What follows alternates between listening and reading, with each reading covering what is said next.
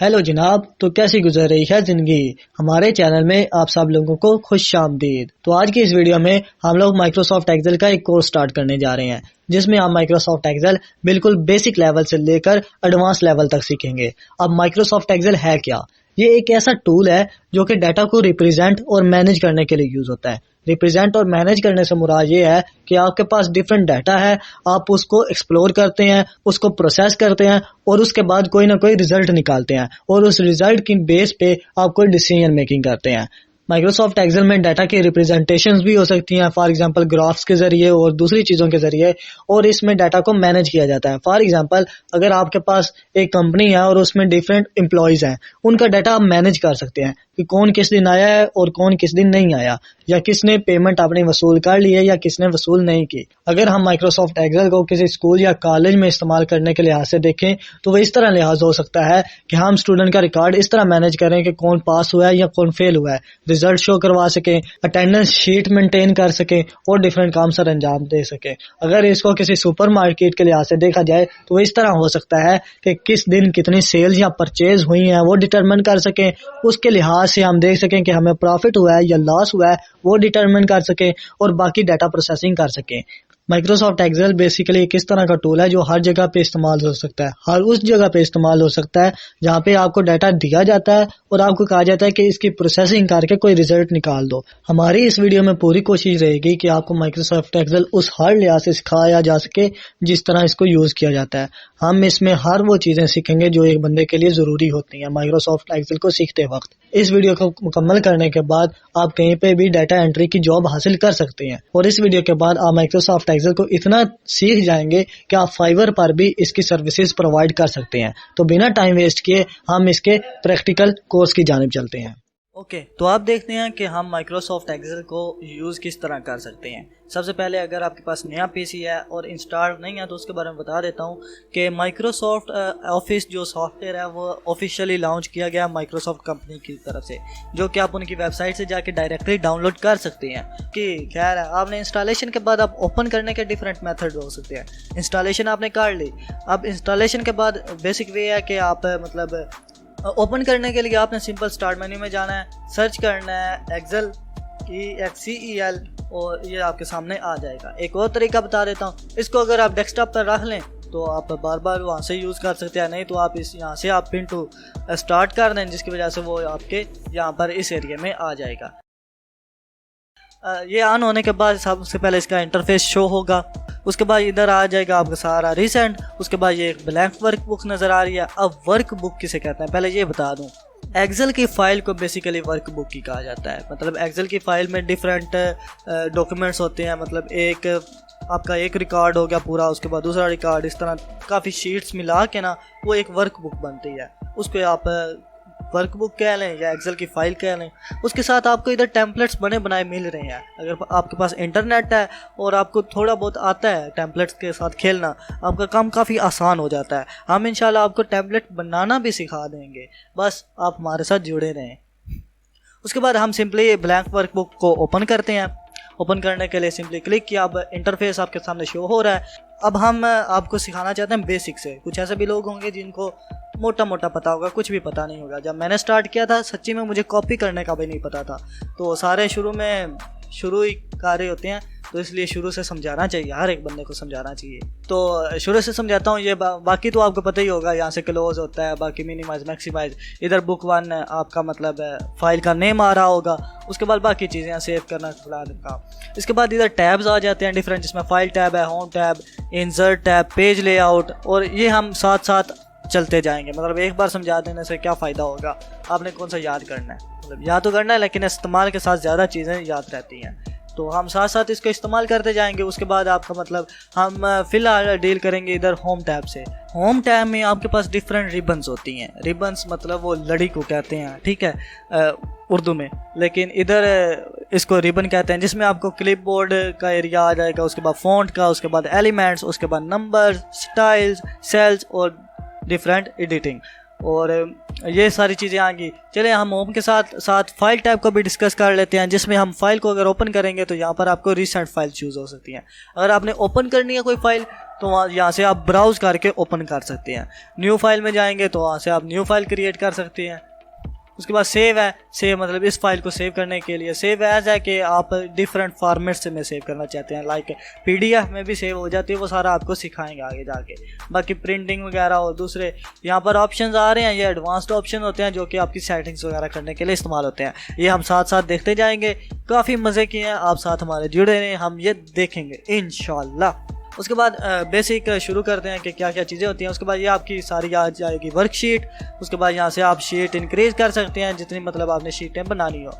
Name change कर सकते हैं, डबल क्लिक करके कोई भी रख लें, या फिर कोई भी नहीं रखना चाहिए, वैसे जो रिलेटेड होता है वही नाम रखना चाहिए, आप रख सकते हैं। उसके बाद इधर पेज आप जूम इन जूम आउट कर सकते हैं।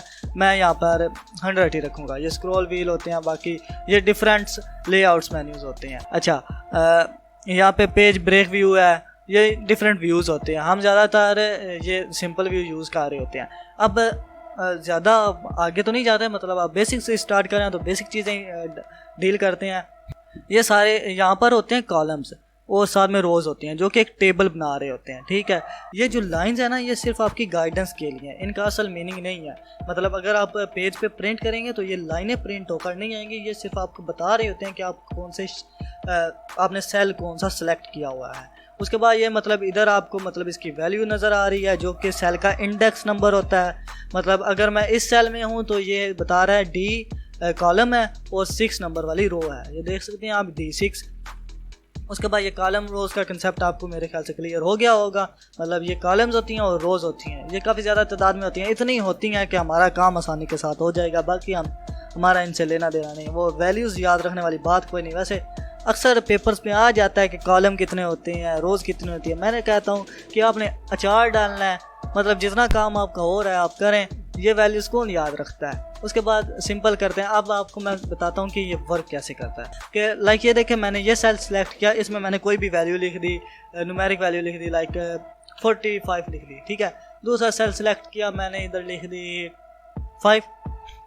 उसके बाद मैं चाहता हूँ इन दोनों को जमा करके इस सेल में आ जाए। वैसे इस तरह करना तो नहीं चाहिए, एक तरतीब वाइज चलना चाहिए, लेकिन फिर भी तो मैं इधर सिंपली 3 तरीके होते हैं। अब कोई भी फार्मूला लगाना है ना आपने, या कोई भी कमांड देनी है कोई काम करने के लिए, तो आपने इक्वल का साइन मस्ट डालना है, उसके साथ इक्वल का साइन डालेंगे। अब मैं क्या चाहता हूँ, मैं चाहता हूँ ये वैल्यू और ये वैल्यू जमा हो जाए, मतलब जमा ये वैल्यू हो जाए। ये एक बेसिक वे है। अगर आपको कोई फार्मूला एक्सेल के तरीके से यूज़ करना नहीं आता, लेकिन आपको मैथ थोड़ी बहुत आती है, मतलब मैथ आपने पढ़ी होगी ना, थोड़ी सारी तो पढ़ी ही होगी क्लास में। उसके बाद आपने सिंपल एंटर प्रेस करना है, ये कैलकुलेशंस कर देगा। मतलब और एक्सेल का ये फ़ायदा है कि ये एक्टिव काम कर रहा होता है। मतलब अगर मैं यहाँ पर इसकी वैल्यू चेंज कर देता हूँ, फॉर एग्जांपल मैंने 50 रख दिया, तो देखिएगा इधर खुद ब खुद वैल्यू चेंज हो जाएगी। अब इसी तरह जिस तरह ये बनाया प्लस की जगह आप माइनस लिख सकते हैं। ये वैसे यहाँ पर आपको फार्मूले की पूरी लाइन समझा रहा होता है कि फार्मूले की पूरी लाइन में क्या लिखा हुआ है, प्लस माइनस जो भी होता है। अब एक और तरीका है, और तरीका ये है कि फार्मूला जो एक्सेल की तरफ से हम यूज़ करते हैं, उसके लिए आपने लिखना है इक्वल। हम सम करना चाहते हैं तो हम लिखेंगे SUM, ब्रैकेट स्टार्ट करेंगे। उसके बाद हमने पहली वैल्यू सेलेक्ट कर ली, पहली वैल्यू सेलेक्ट की और दूसरी सेलेक्ट कर लेंगे। अब ये देखें एक एरर नहीं आ गया, मतलब पहले मैं सेलेक्ट करता हूँ दूसरी नहीं होती, दूसरी करता हूँ पहली नहीं होती। तो दो तरीके यहाँ पर, आप पहली वैल्यू सेलेक्ट करें, कॉमा डालें, उसके बाद दूसरी वैल्यू सेलेक्ट कर लें, एंटर करेंगे तो वही आ गया 55। दूसरा तरीका ये है कि आप मतलब सम लिखें, वैल्यू सेलेक्ट करने का दूसरा तरीका बता रहा हूँ। तो आपने मतलब कंट्रोल को होल्ड करके रखना है, कंट्रोल कीबोर्ड से, और पहली वैल्यू भी सिलेक्ट कर लेनी है, दूसरी भी कर लेनी है। उसके बाद एंटर आपने प्रेस करना है। ये देखें आपका फार्मूला वर्क कर लिया।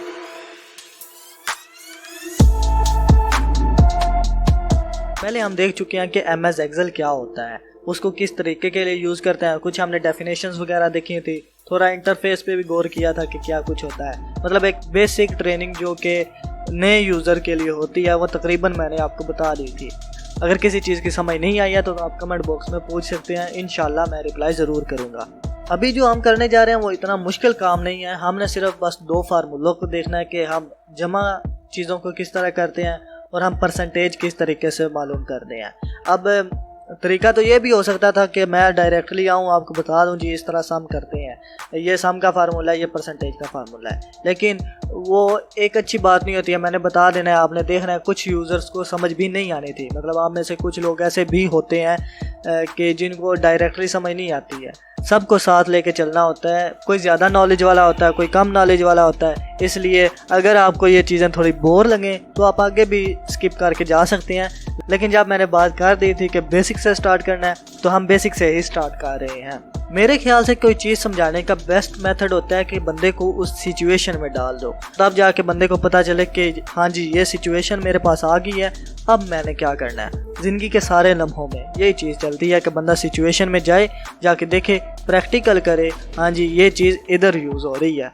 जिस तरह बहुत से लोगों को ये नहीं पता होगा कि क्वाड्रेटिक फार्मूला कहाँ पे यूज़ करते हैं, क्योंकि बंदे की प्रैक्टिस कोई नहीं, उसने सिचुएशन में जाके नहीं देखा, उसने प्रैक्टिकल ही नहीं किया। इस तरह ही आज हम थोड़ा सा प्रैक्टिकल करने वाले हैं। मैंने इधर क्रिएट की हुई है एक रिजल्ट शीट जो कि किसी स्कूल की है, स्कूल का नाम वगैरह भी आगे चल के लिखते हैं, जिसमें मैंने शुरू में ले लिया है सीरियल नंबर। अगर मैं आपको दोबारा बताऊं कि ये सीक्वेंस किस तरह जनरेट करते हैं, क्योंकि ये एक्सेल की एक बेहद खूबसूरत खासियत है कि वो खुद ब खुद आपको सीक्वेंस जनरेट करके दे देता है। आपने बस उसको वैल्यूज़ समझानी होती हैं कि ये वैल्यूज़ हैं। और साथ में ये भी बता दूं कि अगर आपने कोई सेल में से कोई वैल्यू डिलीट करनी है तो सिंपली आप वैल्यूज़ को सिलेक्ट करें, कीबोर्ड से डिलीट की की प्रेस करें और वैल्यू आपकी सारी डिलीट हो जाएंगी। अब मैं बताऊं कि सीक्वेंस किस तरह जनरेट करते हैं, तो सिंपली आपने पहले जो इनिशियल पॉइंट होते हैं लाइक 1 और 2 आपने लिखना है, उसके बाद आपने दोनों को सिलेक्ट करना है। जब आपका माउस कर्सर चेंज हो जाए तो आपने वहाँ से पकड़कर ड्रैग करके नीचे लेकर आना है, जहाँ तक आपको सीक्वेंस चाहिए वहाँ पर आपने आके बटन रिलीज़ कर देना है और आपकी सारी सीक्वेंस जनरेट हो जाएगी। ये मैंने सीरियल नंबर लिख लिए, उसके बाद मैंने लिखे हैं रोल नंबर, ऐसे ही रैंडमली लिख दिए थे।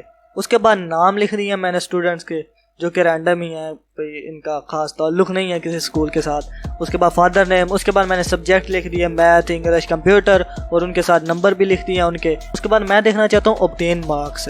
अब इस सेल में पूरा लिखा हुआ है ऑब्टेन मार्क्स, लेकिन इधर शो नहीं हो रहा। पहले भी मैं बता चुका हूँ कि एक्सेल में ये जो सारे मतलब हमें सेल्स नज़र आते हैं ये सिर्फ हमारी गाइडेंस के लिए हैं, इनका कोई असल में लेना देना कोई नहीं। हाँ थोड़ा बहुत है, लेकिन ये गाइडेंस प्रोवाइड करते हैं। विड्थ ज़्यादा करने के लिए आपने ज़्यादा कुछ नहीं करना, ये आई और जे के दरमियान आना है कर्सर को लेकर। जब आपका कर्सर का डिज़ाइन चेंज हो जाए उसके बाद आपने पकड़ना है और बस एडजस्ट कर देना है जितना आपको चाहिए, या फिर इधर आके आप डबल क्लिक करेंगे तो ऑटो एडजस्ट हो जाएगा।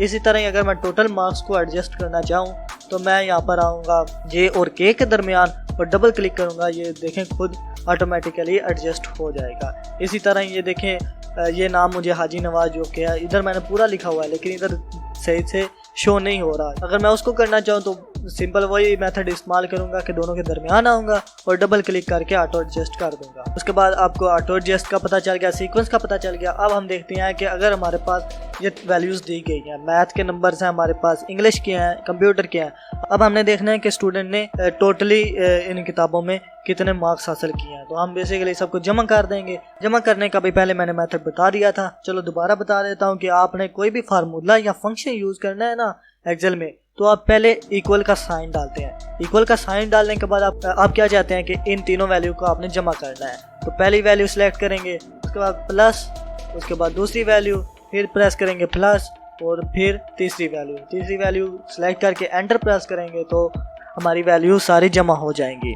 एक ये मेथड है। दूसरा मेथड एक बता देता हूँ कि आपने इक्वल का साइन डालना है, बाद SUM लिखना है, उसके बाद ब्रैकेट स्टार्ट, उसके बाद तीनों वैल्यू को सिलेक्ट कर लेना है कंट्रोल को होल्ड करते हुए, कीबोर्ड से कंट्रोल को होल्ड करना है। उसके बाद ये तीनों वैल्यू सिलेक्ट कर लेनी है। सिलेक्ट करने के बाद आपने एंटर प्रेस करना है और वैल्यू सारी जमा हो जाएंगी। अब आप ये चाहते हैं कि ये जो फार्मूला है ये इसी तरह ही पेस्ट होके बाकी जगहों पर भी आ जाए, तो आपने सिंपली कुछ नहीं करना, यहाँ पर कॉर्नर पे जाना है। जब आपका कर्सर चेंज हो जाए वहाँ से आपने पकड़कर ड्रैग करके नीचे तक ले आना है जहाँ तक आपको फार्मूला चाहिए। ये सारा फार्मूला मतलब लग जाएगा, ये खुद ब खुद इन तीनों वैल्यू को जमा करता रहेगा। ये बेसिकली यही होता है कि हमने एक लोकेशन दे दी है। अगर हम ये देखें तो ये देखें F8 से H8 तक उसने लोकेशन ली हुई है। लोकेशन में कोई भी वैल्यू पड़ी हुई है वो जमा माइनस कर देगा। लाइक इधर 24 है, अगर मैं उसको जाकर चेंज कर देता हूँ, लाइक मैं 66 लिखता हूँ और एंटर प्रेस करता हूँ, तो ये देखें वैल्यू खुद ब खुद चेंज हो जाएगी। और एक्सेल की बेस्ट चीज़ यही है कि ये एक्टिवली वर्क करता है।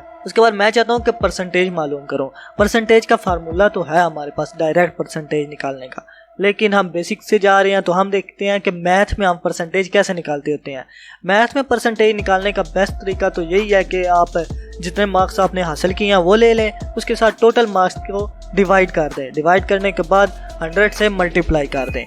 वही तरीका इधर लगाते हैं। परसेंटेज मालूम करने के लिए हम सिंपली यही करेंगे कि इक्वल का साइन इधर डालेंगे। उसके बाद हम पहली वैल्यू ले लेंगे जो कि ऑब्टेन मार्क्स हैं हमारे पास, उनको डिवाइड कर देंगे टोटल मार्क्स से। सिर्फ टोटल मार्क्स सेलेक्ट करेंगे हम और उसके बाद मल्टीप्लाई कर देंगे 100 से। आपके पास ये आपकी परसेंटेज आ जाएगी। लेकिन परसेंटेज का पॉइंट्स में तो अच्छी लगती है, लेकिन परसेंटेज के साथ हमें अच्छा लगता है कि परसेंटेज का साइन भी हो, लेकिन वो इस तरीके से नहीं होगा। अगर आप परसेंटेज का साइन इधर डालते हैं तो वैल्यू आपकी न्यूमेरिक से निकल कर स्ट्रिंग में चली जाएगी, मतलब वो डाटा टाइप उसकी चेंज हो जाएगी। तो ये अच्छी बात नहीं होती है। एक और मेथड आपको बता देता हूँ। आपने सिंपली इसको डिलीट कर दें, दोबारा लें, इक्वल का साइन डालें, ऑब्टेन मार्क्स लें, उनको डिवाइड कर दें टोटल मार्क्स से। टोटल मार्क्स से डिवाइड कर दिया, आपको वैल्यू आ गई 0.64 समथिंग आगे। अब चाहते हैं कि इसके साथ परसेंटेज का साइन भी आए और 64% भी शो हो, तो आपने साथ में ये जो होम टैब में जाके आगे नंबर की रिबन आ रही है उसमें आपने परसेंटेज का साइन सेलेक्ट करना है और एंटर कर देना है। ये देखें आपकी 64% आ गई। अब आपने 64% को सिलेक्ट करना है, ड्रैग करके नीचे ले आना है, तो ये सारों के साथ कॉपी हो जाएगा। उम्मीद है कि आपको इतनी तो समझ आ गई होगी। अभी मैंने आपको सिखाया है कि आपने सीक्वेंस किस तरह जनरेट करनी होती हैं। उसके बाद आपने सम का फार्मूला किन तरीकों से यूज़ करना है, कौन कौन से तरीके हैं। उसके बाद परसेंटेज का फार्मूला किस तरह यूज़ करते हैं। मैंने यहाँ पर आपको बताया कि परसेंटेज का साइन किस लिए यूज़ होता है। और उसके बाद एक और चीज़ बता दूं कि हम इसकी फार्मेटिंग कैसे करते हैं। हम साथ साथ फार्मेटिंग सीखते जाएंगे। फार्मेटिंग का कोर्स अलहदा से नहीं मैं करवाऊंगा क्योंकि वो ज़्यादा टाइम टेकन होता है, और साथ साथ सीखेंगे, साथ साथ मज़ा भी आता रहेगा। फार्मेटिंग करने के लिए मैं चाहता हूँ कि ये थोड़ा खूबसूरत नज़र आए, और मैं चाहता हूँ कि इधर स्कूल का नाम भी आ जाए। तो स्कूल का नाम अगर मैं इधर ऐसे लिख देता हूँ गवर्नमेंट हाई स्कूल और एंटर प्रेस करता हूँ, अगर मैं इसकी विड्थ ज़्यादा करूँ तो ये भी हो जाएगी। मैं इस तरह नहीं चाहता। मैं चाहता हूँ गवर्नमेंट हाई स्कूल पूरा शो भी हो, लेकिन एक बेस्ट तरीके से आए। उसके लिए मैं ये करूँगा कि मैं यहाँ पर ये सेल जो सेंटर वाले हैं इनको मर्ज कर देता हूँ, मतलब ये सारे सेल एक ही बन जाएंगे। मर्ज करने के लिए आपने मर्ज एंड सेंटर पे क्लिक करना है, ये सारे मर्ज हो जाएंगे। डबल क्लिक करें, उसके बाद आपने लिखना है स्कूल का नाम, एंटर कर दें। अब मैं चाहता हूँ कि ये सेंटर में आए बिल्कुल, तो इधर से मैं मिडल अलाइन कर देता हूँ। चाहता हूँ मिडल में आए। बाकी ये होगा, अगर मैं इसको बोल्ड करना चाहूँ तो यहाँ से बोल्ड कर सकता हूँ। हेडिंग को बोल्ड करना है तो यहाँ से जाके बोल्ड कर सकते हैं, या फिर कंट्रोल B कीबोर्ड से प्रेस करें तो भी बोल्ड हो जाएगा। दोबारा देख लेते हैं कि हमने आज कितना कुछ समझा है। हमने समझा कि मर्ज किस तरह करते हैं, सीक्वेंस किस तरह जनरेट करते हैं, उसके बाद कॉलम की विड्थ किस तरह सेट करते हैं, ऑटो कॉलम विड्थ क्या होती है। उसके बाद मैंने देखा कि सम का फार्मूला किस तरह यूज़ करते हैं, परसेंटेज का फार्मूला किस तरह यूज़ करते हैं, परसेंटेज का साइन कहाँ पर इस्तेमाल होता है। बाकी सेंटर अलाइन और मिडल अलाइन को देखा, बोल्ड करना, साथ में आप इटैलिक भी कर सकते हैं, अंडरलाइन भी कर सकते हैं। ये चीज़ हमने अभी देखी हैं, इंशाल्लाह आगे भी देखते चले जाएंगे।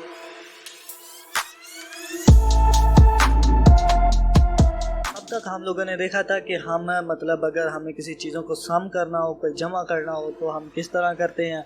वैल्यूज़ को कई सारी जगहों पर पेस्ट करना हो तो क्या करते हैं। अगर हमने परसेंटेज फाइंड करनी है तो उसके लिए क्या करते हैं। सिंपल सी बातें थी, होप्स हो कि आपको समझ आ गई होंगी। आज हम देखेंगे कि हम मैक्सिमम वैल्यू किस तरह फाइंड करते हैं। हमारे अगर हमें बहुत सारी वैल्यूज़ दी गई हैं, मतलब 10, 12, 15, 100, 1000 कोई भी वैल्यूज़ हो सकती है, हम उनमें देखना चाहते हैं कि इनमें से सबसे बड़ी वैल्यू कौन सी है, तो उसके लिए हम मैक्सिमम का फार्मूला यूज़ करेंगे। और अगर देखना चाहते हैं कि इनमें से मिनिमम वैल्यू कौन सी है तो उसके लिए मिनिमम का फार्मूला यूज़ करेंगे। मैक्सिमम वैल्यू फाइंड करने के लिए आपने सिंपली जस्ट इक्वल का साइन डालना है, उसके बाद MAX लिखना है और ब्रैकेट स्टार्ट। उसके बाद आपने जिन वैल्यूज में से देखना है कि कौन सी वैल्यू मैक्सिमम है, उन वैल्यूज़ को सिलेक्ट कर लेना है। वैल्यूज़ को सिलेक्ट करने के बाद आपने इंटर प्रेस कर देना है, जिसके बाद जो वैल्यू आपकी मैक्सिमम होगी वो सिलेक्ट होकर आ जाएगी। उसके बाद मिनिमम भी इसी तरह फाइंड करते हैं कि आपने इक्वल का साइन डालना है, उसके बाद MIN लिखना है, ब्रैकेट स्टार्ट करनी है, उसके बाद वैल्यू सिलेक्ट कर लेनी है जिनमें से आप फाइंड करना चाहते हैं। वैल्यू सिलेक्ट करने के बाद आपने एंटर प्रेस करना है और मिनिमम वैल्यू फाइंड हो जाएगी। और अगर यही फार्मूला नीचे तक पेस्ट करके लाना है तो आपने सिंपली ड्रैग करना है और वो नीचे तक पेस्ट हो जाएगा। इसी तरह ही दूसरा तरीका, आपकी मैक्सिमम और मिनिमम वैल्यू फाइंड हो जाएगी। उम्मीद है कि इतनी तो समझ आएगी होगी। दोबारा बता देता हूँ कि अब तक हमने कौन कौन से फार्मूले किए हैं। हमने सम का फार्मूला देख लिया है, हमने देख लिया है कि मैक्सिमम वैल्यू किस तरह निकालते हैं, हमने देख लिया मिनिमम वैल्यू किस तरह निकालते हैं, हमने परसेंटेज चेक कर ली। अब एक और फार्मूला हम देखना चाहते हैं कि हम एवरेज किस तरह फाइंड करते हैं। हमारे पास वैल्यूज़ दी गई हैं, हम चाहते हैं कि उनमें से एवरेज वैल्यू हमारे पास आ जाए। तो उसके लिए सिंपल सा एक फार्मूला यूज़ होगा। आपने सिंपली इक्वल का साइन डालना है, उसके बाद एवरेज लिखना है, उसके बाद ब्रैकेट स्टार्ट। जिन वैल्यूज़ में से एवरेज फाइंड करनी है उन वैल्यूज़ को सिलेक्ट कर लेना है। कंट्रोल को होल्ड करते हुए सबको ड्रैग करें और वो सिलेक्ट हो जाएंगी। उसके बाद एंटर प्रेस करें तो उनकी एवरेज निकल आ जाएगी। अगर आप चाहते हैं कि ये वैल्यू नीचे तक पेस्ट हो जाए तो आपने ड्रैग करके नीचे ले आना है। तो अब तक हमने देख लिया सम का फार्मूला, मैक्सिमम का फार्मूला, मिनिमम निकालने का, उसके बाद परसेंटेज, उसके बाद एवरेज। ये तकरीबन बेसिक फार्मूलाज थे जो कि आपके बेसिक कामों में यूज़ हो जाएंगे। मतलब अभी तक तो इतना समझा दिया कि आप अपना बेसिक काम एक्सेल पर परफॉर्म कर सकते हैं। इंशाल्लाह हमारे कोर्स दिन ब दिन एडवांस लेवल की तरफ जा ही रहा है, तो एक स्टेप और आगे बढ़ते हैं।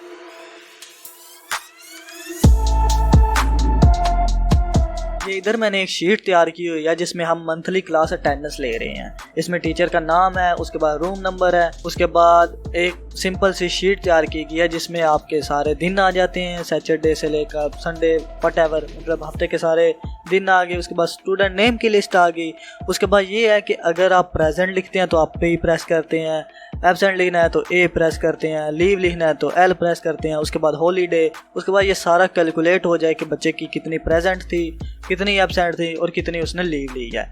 तो बिना टाइम वेस्ट किए ये शीट बनाना शुरू करते हैं। इसमें मैंने सिंपल से बस पहले लिख लिया है कि मंथली क्लास अटेंडेंस वगैरह, मतलब इनको मैंने मर्ज किया था, ठीक है। उसके बाद टीचर, उसके बाद रूम, उसके बाद स्टूडेंट नेम मैंने लिख लिया ऐसे रैंडम ही, सैटरडे संडे, और इस तरह डे मैंने लिख लिया। डे लिखने का आसान मेथड यही है कि आप पहले 2 डे लिखें, लाइक सैटरडे, टैब से आगे जाएंगे, उसके बाद संडे, दोनों को सिलेक्ट कर लें। सिलेक्ट करने के बाद अगर आप ड्रैग करेंगे तो वो सारे कैलकुलेट हो जाएंगे। इसी तरह नीचे सीक्वेंस भी जनरेट कर दी थी। उसके बाद मैंने इन दो सेल्स को मर्ज करके मैंने टोटल लिख दिया। उसके बाद प्रेजेंट, एब्सेंट और लीव का मैंने खाना बना दिया। उसके बाद इधर मैंने लिखनी है प्रेजेंट, एब्सेंट वगैरह। अच्छा, तो वैल्यू मैंने इनपुट कर दी है सारी, सैटरडे संडे, और इनको मैंने थोड़ा हाईलाइट भी कर लिया कलरिंग से। कलर करने के लिए आपने जस्ट वैल्यू को सिलेक्ट करना होता है और जाके यहाँ से कलर को हाईलाइट कर देना होता है।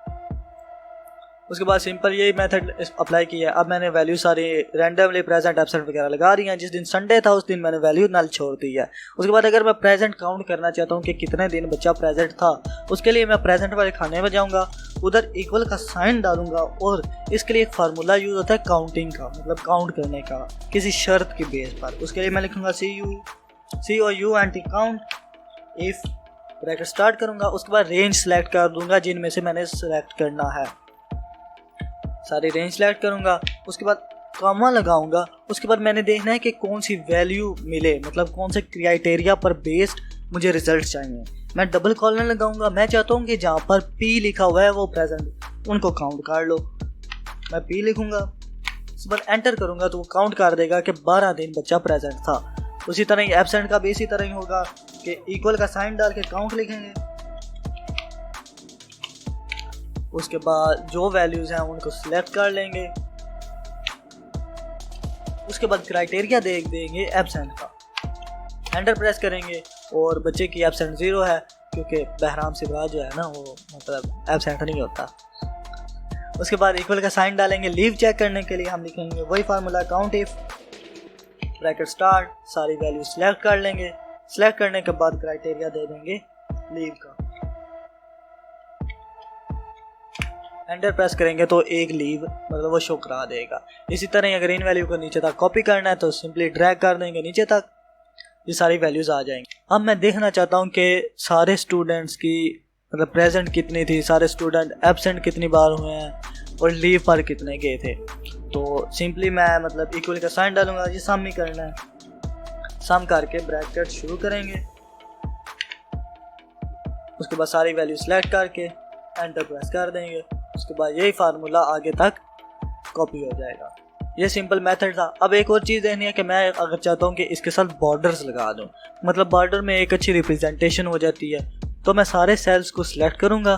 सिलेक्ट करने के बाद जाऊँगा अलाइनमेंट वाले रिबन में। उसके बाद बॉर्डर में जाने के बाद मैं सिलेक्ट कर लूँगा जो डिज़ाइन मैंने रखना है। मैं चाहता हूँ कि ये डिज़ाइन अच्छा है तो मैं आउटलाइन को भी दे देता हूँ और इनसाइड भी बॉर्डर मुझे चाहिए, बॉर्डर लाइंस मुझे इनसाइड भी चाहिए। उसके बाद अगर आपने कलर कोई रखना है तो वो भी आप चेंज कर सकते हैं। मैं ब्लैक के साथ ही अभी ठीक हूँ। इसी तरह सारे बॉर्डर्स लगाकर आ जाएंगे। अब मैं चाहता हूँ कि जो संडे वाली वैल्यू थी ना वहाँ पर एक हॉलीडे शो हो जाए। उसके लिए मैं सिंपल कुछ नहीं इतना ज़्यादा करूँगा कि उन सारी वैल्यूज़ को सिलेक्ट करूँगा, उनको मर्ज एंड सेंटर कर दूँगा। मर्ज एंड सेंटर करने के बाद वहाँ पर लिख दूँगा हॉलीडे। हॉलीडे लिखा तो नज़र आ जाएगा, लेकिन मैं चाहता हूँ कि ये वर्टिकली शो हो, मतलब ऊपर से नीचे की जानब। तो मैं बस सेल को सिलेक्ट करूँगा। उसके बाद यहाँ पर ओरिएंटेशन होती है, वहाँ पर जाऊँगा और वर्टिकल टेक्स्ट को सिलेक्ट कर लूँगा। उसके बाद ये टेक्स्ट कुछ इस तरह शो हो जाएगा। इसी तरह मैं इधर भी चाहता हूँ। इसका कलर रेड मैंने किया था इधर से, मतलब आप यहाँ से टेक्स्ट का कलर कोई भी रख सकते हैं जो आप रखना चाहते हैं। रेड हॉलीडे के लिए अच्छी रहता है। उसके बाद इसको भी उसी तरह मर्ज एंड सेंटर करूँगा, हॉलीडे लिख दूँगा। उसके बाद वर्टिकली डाउन ये भी हो जाएगा। दोबारा देख लेते हैं कि हमने आज क्या कोई सीखा। मैंने बताया कि काउंट इफ का फार्मूला किस तरह यूज़ होता है। उसके बाद मर्ज करना सिखाया, उसके बाद कलर करना सिखाया, उसके बाद बॉर्डर किस तरह हम यूज़ करते हैं वो भी आपको बता दिया है। उसके बाद मर्ज एंड सेंटर को हमने दोबारा एक बार देखा कि किस तरह चलती है चीज़। उसके बाद हमने सम का फार्मूला का एक बार दोबारा जायज़ा लिया। उसके बाद आज हमने किया है सम, मैक्सिमम, मिनिमम, परसेंटेज का फार्मूला और एवरेज। तो उम्मीद है इन सारी चीज़ों की आपको समझ आ गई होगी। अगर कहीं पर कोई कन्फ्यूजन है तो आप कमेंट बॉक्स में पूछ सकते हैं।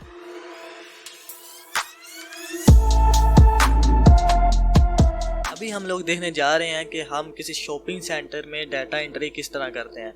शॉपिंग सेंटर में क्या कुछ चीज़ें हमने परचेज़ की होती हैं उनको कैसे देखेंगे, उनकी क्वांटिटी को भी देख लेंगे। उसके बाद हम देखेंगे कि हमें प्रॉफिट और लॉस हुआ है या क्या चीज़ चल रही है, पीछे हमारे पास कितने यूनिट रह गए हैं वो भी चेक करेंगे। मतलब आज हम देखने वाले हैं टोटल परचेज अमाउंट की एंट्री फाइंड किस तरह करते हैं। उसके बाद टोटल सेल अमाउंट किस तरह फाइंड करनी है, हमने देखना है कि प्रॉफिट हुआ है या लॉस हुआ है वो देखेंगे। उसके बाद रिमेन क्वांटिटी। उसके बाद हम एक और चीज़ चेक करेंगे कि हम ये डेट का फंक्शन किस तरह यूज़ करते हैं। तो सबसे पहले हम एंट्री कर लेते हैं जो कि हमारे पास डाटा मौजूद है।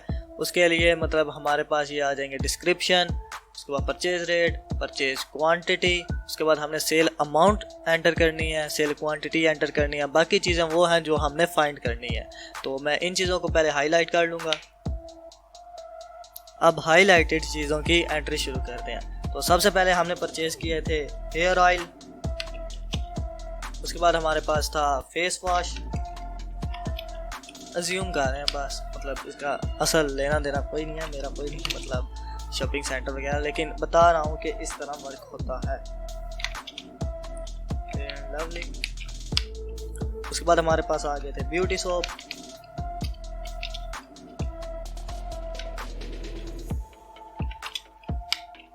उसके बाद था शैम्पू हमने खरीदे। उसके बाद हमारे पास थी ब्यूटी क्रीम्स।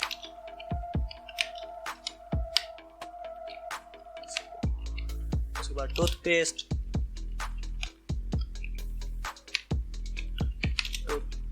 स्पेलिंग मिस्टेक चलती रहती है, थोड़ी बहुत तो चलती ही रहती है। उसके बाद हेयर जेल।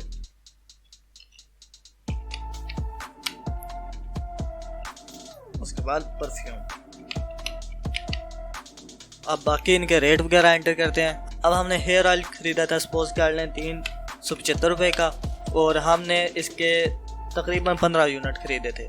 उसके बाद हमने इसकी सेल अमाउंट रख दी थी 420 रुपये। मुनाफा भी तो कमाना होता है ना। उसके बाद सेल क्वांटिटी हमारी फ़रोख्त होगी अब तक तकरीबन 12। इसी तरह बाकी लिख लेंगे। फेस वॉश हमने सपोज कर लेते हैं कि ख़रीदे थे 150 रुपये के, 20 यूनिट हमने ख़रीदे थे, जिसमें से हमने फ़रोख्त किए 170 रुपये की बुनियाद पर, और तकरीबन 17 हमारे पास फ़रोख्त हो गए थे। उसके बाद हमने फेयर एंड लवली क्रीम खरीदी जो कि तकरीबन हमें मिली थी 370 रुपये की। हमने उसके 25 यूनिट ख़रीदे थे क्योंकि ये ज़्यादा फ़रोख्त होती है, सबको पता है, हाँ होती होगी। हमने इसको बेचा था 420 रुपये का, और हमारे पास तकरीबन अभी तक 23 यूनिट सेल हो चुके हैं। उसके बाद ब्यूटी सोप हमने ख़रीद लिया 170 का, जो कि हमने तकरीबन 22 यूनिट ख़रीदे थे, जिनमें से अभी तक 16 सेल हुए हैं। उनकी मतलब सेल जो हमने बेचे थे तकरीबन 170 के हमने ख़रीदे, लेट अस अज्यूम 185 के हमने बेच दिए, जिसमें से 12 सेल हो गए। और शैम्पू हमने ख़रीदा था 350 रुपये का, जो कि तकरीबन हमने क्वांटिटी ख़रीदी थी 35, ज़्यादा यूज़ होते हैं इसलिए।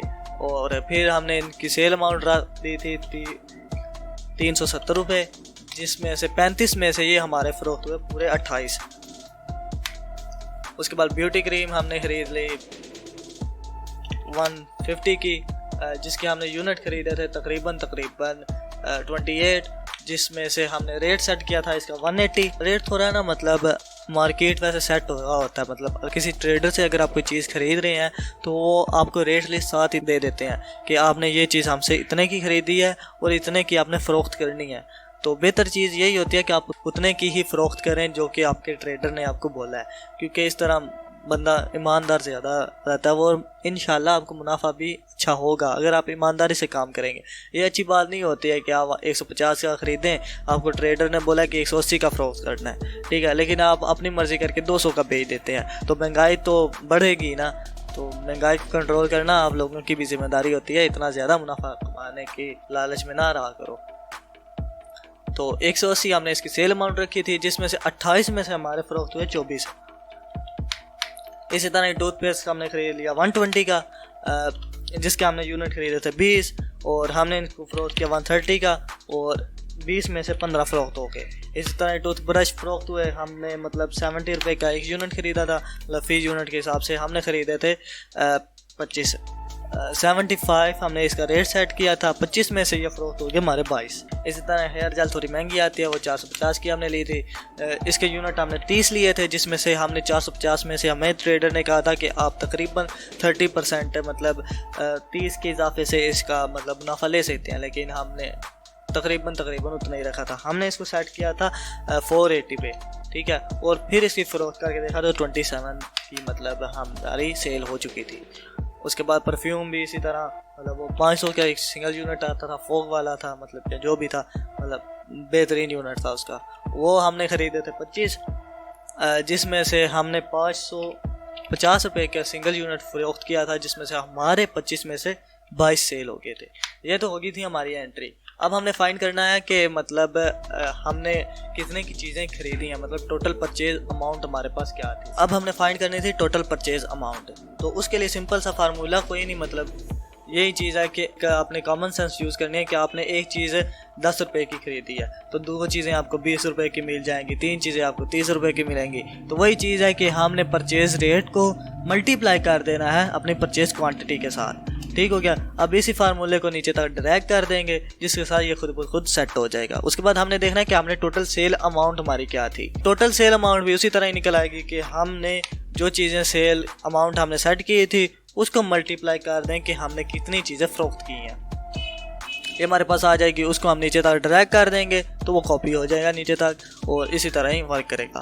अब इसका थोड़ा लॉजिक क्रिएट करना है कि हम प्रॉफिट और लॉस किस तरह देखते हैं, ठीक हो गया। हमने देखना है कि हमारी एक तो चीज़ ये है ना कि आपने मतलब 5000 की खरीद की और 6000 की बेच दी, मतलब 1000 भी आपका मुनाफा हो गया। ये तो आम चीज़ें हैं, लेकिन ये तब होगा जब आपने सारी चीज़ें फ़रोख्त करती हैं। अब आप देखना चाहते हैं आपके पास आधी चीज़ें फ़रोख्त हुई हैं या थोड़ी हुई हैं या 70% फ़रोख्त हो गई हैं, बाकी अभी कुछ यूनिट्स आपके पास रहते हैं, लेकिन आप फ़रोख्त की गई माल में से देखते हैं कि आपने कितना मुनाफा कमाया या कितना लॉस हुआ। तो उसके लिए आपने सिंपल सा लॉजिक ये लगाना है कि आपने इक्वल का साइन डालना है, उसमें से आपने टोटल सेल अमाउंट जो है ना उसमें से माइनस कर देना है आपने परचेज रेट को, ठीक है, और मल्टीप्लाई आपने कर देना है जो आपने सेल क्वांटिटी की है।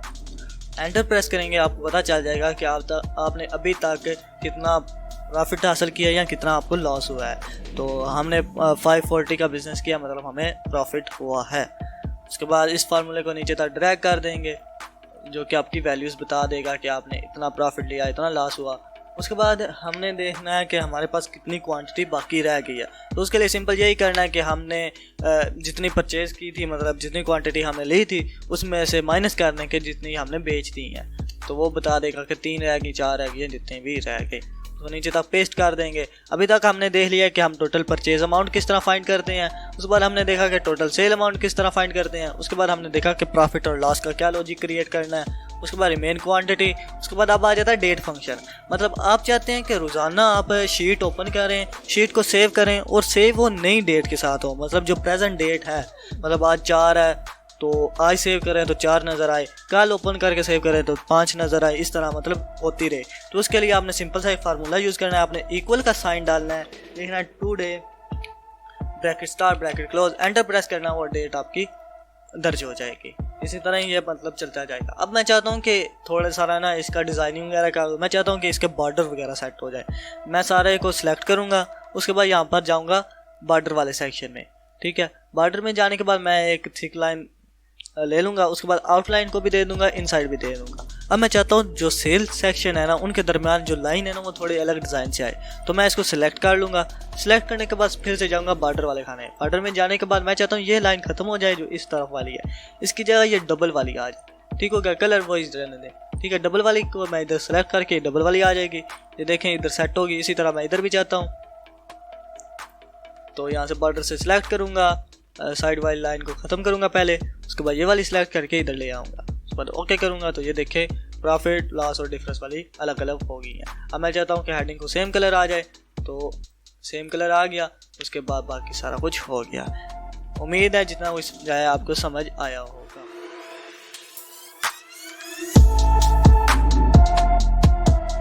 अभी हम लोग देखने जा रहे हैं कि हम माइक्रोसॉफ्ट एक्सेल में चार्ट्स किस तरह यूज़ करते हैं। मतलब जब भी हमें डाटा की रिप्रेजेंटेशन एक अच्छे अंदाज में करनी होती है, हम चार्ट्स यूज़ करते हैं।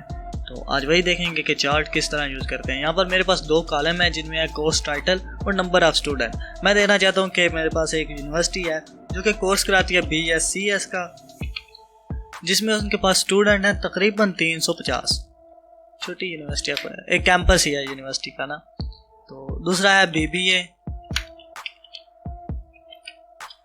उनके पास स्टूडेंट है 290। उसके बाद हमारे पास आ जाता है BS फिजिक्स, उनके पास स्टूडेंट हैं 240। उसके बाद हमारे पास आ जाती है BS मैथ, जिनके स्टूडेंट हैं 150। हम मैथ के काम ही होते हैं, पता नहीं सारे लोग मैथ से क्यों भागते हैं, है वैसे भागने वाली चीज़ ना। चलो ठीक है।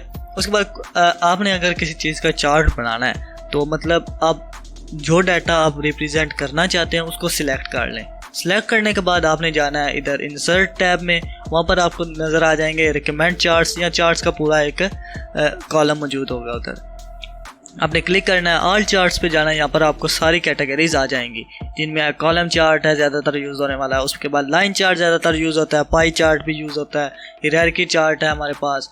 उसके बाद हमारे पास आ जाता है स्टैटिस्टिक चार्ट। इधर से भी आप देख सकते हैं, जो आपको मतलब इधर वो एक बार आपको रिप्रेजेंट करके दिखा देंगे कि इस तरह शो होने वाला है। आप उसमें से जो चीज़ लेना चाहे ले सकते हैं, लाइक इन दोनों में से कोई भी। तो एक तरीका ये है। दूसरा ये है कि आप इधर से भी डायरेक्ट सिलेक्ट कर सकते हैं। जैसे अभी मैं कॉलम चार्ट यूज़ करने वाला, तो मैं इधर सिलेक्ट करूँगा, उसके बाद जो मुझे अच्छा लगता है वहाँ से ले लूँगा। मतलब लाइक मैं यूज़ करना चाहता हूँ सपोज ये वाला, अगर मैंने ये यूज़ करना है तो मैं इसको जस्ट क्लिक करूँगा, ये क्रिएट हो जाएगा। उसके बाद मैं ड्रैग करके कहीं भी ले जा सकता हूँ। उसके बाद इसका मैं साइज छोटा बड़ा कर सकता हूँ। उसके बाद एक और चीज़ है कि अगर मैं चाहता हूँ कि इसमें कुछ एलिमेंट्स और ऐड करूँ, तो मैं यहाँ पर सिंपली प्लस पर जाऊँगा। यहाँ पर इधर से फ़िल्टर भी कर सकता हूँ, इधर से इसके कलर वगैरह भी चेंज कर सकता हूँ, और भी बहुत कुछ है।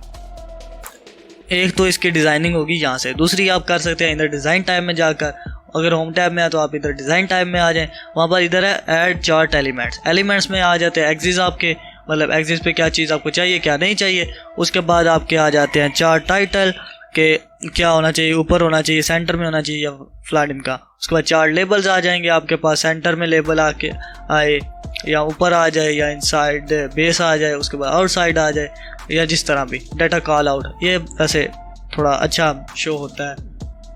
आप एक सिलेक्ट कर लें, उसके बाद आपने क्विक लेआउट चेंज करनी है तो वो भी आप कर सकते हैं इधर से। मतलब ये एक किस्म की चार्ट की फॉर्मेटिंग आ जाएगी चार्ट। उसके बाद अगर आप कलर चेंज करना चाहते हैं, कलर कोई भी रख सकते हैं, वो कलर सेलेक्ट कर लें। उसके बाद इधर आ जाते हैं डिज़ाइन वगैरह कि आप कौन सा डिज़ाइन पसंद कर रहे हैं। तो इधर काफ़ी ज़्यादा अमाउंट में मौजूद है, कोई भी ब्लैक एंड वाइट जो आपकी मर्जी हो सिलेक्ट करें। उसके बाद आप यहाँ से स्विच रो को कॉलम में स्विच कर सकते हैं। ठीक हो गया। उसके बाद आपके चेंज चार्ट टाइप आ गई, मतलब आप चार्ट की टाइप चेंज करना चाहते हैं, ठीक है, आप वहाँ से भी इधर से कर सकते हैं। अब मैं चाहता हूँ कि इनका एक मैं बनाना चाहता हूँ कोई और तरह से। मैं इंसर्ट टाइम में जाऊँगा, मैं चाहता हूँ अभी मैं बनाऊँ इसका लाइन चार्ट। लाइन चार्ट में दरअसल होता कुछ नहीं, बस वो एक लाइन की ज़रिए रिप्रेजेंटेशन हो रही होती है। इधर 2 डायमेंशनल भी आ जाते हैं, उसके बाद 3D अभी आ जाते हैं।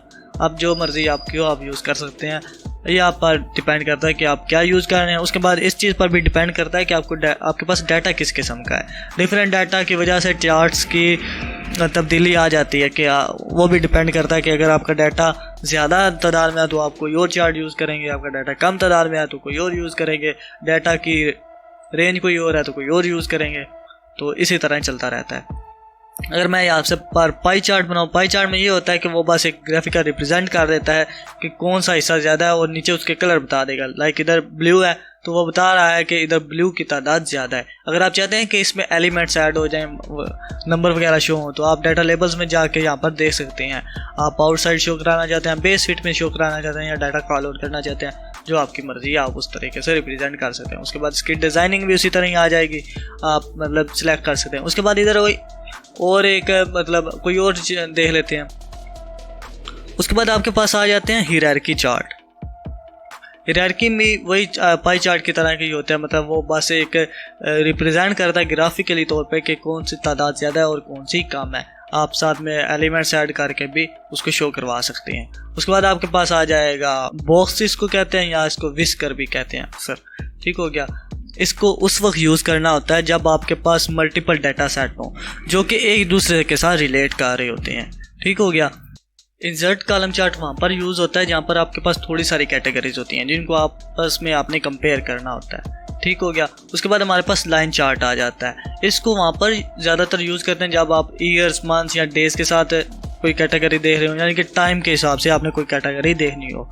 ठीक है। और बाकी चीज़ों पर भी हो जाता है, इसकी मतलब बाउंड्री नहीं है कि आपने डेट और टाइम पर ही जाना है। तो और पाई चार्ट ये होता है कि आपको एक 100% हिस्से में से ना एक हिस्सा बता देता है कि 34% ये है, 28% ये है, 23% ये है, मतलब एक परसेंटेज के लिहाज से आपको बता देगा कि कौन सा हिस्सा कितना है। उसके बाद आपके पास आ जाता है ये ट्री मैप के तौर पर। ये भी बिल्कुल मतलब एक तरह से समझ लें कि ये पाई चार्ट का भाई बहन ही है, तो उसी तरह ये भी रिप्रेजेंट करता है।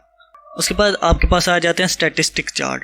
ये आपको तब यूज़ होते हैं जब आपने स्टैटिस्टिकल एनालिसिस करने होते हैं, मतलब आपका डाटा है उसका आपने एनालिसिस वगैरह करना है, तो आप ज़्यादातर उस वक्त यूज़ करेंगे। ये तो थी कि चार्ट मतलब किस टाइप के, और भी डिफरेंट टाइप्स के चार्ट्स मौजूद होते हैं। लाइक आप नेट पे भी सर्च कर सकते हैं, गूगल से भी आपको डिफरेंट टाइप के टेम्पलेट्स वगैरह भी मिल जाएंगे। मतलब ज़्यादातर यूज़ होने वाले में यही है कि ज़्यादातर कॉलम चार्ट यूज़ होते हैं या फिर पाई चार्ट यूज़ होते हैं। उसके बाद आप फॉर्मेटिंग भी इनकी कर सकते हैं। फॉर्मेटिंग करने के लिए ये इधर आ जाएगा, आप मतलब शेप फिल देख सकते हैं कि कौन से कलर की आपने शेप फिल करनी है, फॉरवर्ड में ले जाना है या बैकवर्ड में सेंड करना है। बैकवर्ड में सेंड करने के बाद देखिए पीछे चली जाएगी। ये बस इमेज की तरीके से है। अगर आपने MS वर्ड कभी यूज़ किया है तो आप इस चीज़ के बखूबी वाकिफ़ होंगे। उम्मीद करता हूँ कि इतनी समझ आ गई होगी कि हम चार्ट्स को क्यों यूज़ करते हैं और किस तरह यूज़ करते हैं। आप प्रैक्टिस करते रहें, इंशाल्लाह और भी समझ आ जाएगी। अगर कहीं पर कन्फ्यूजन आती है तो आप कमेंट बॉक्स में पूछ सकते हैं, मैं इंशाल्लाह रिप्लाई ज़रूर करूँगा।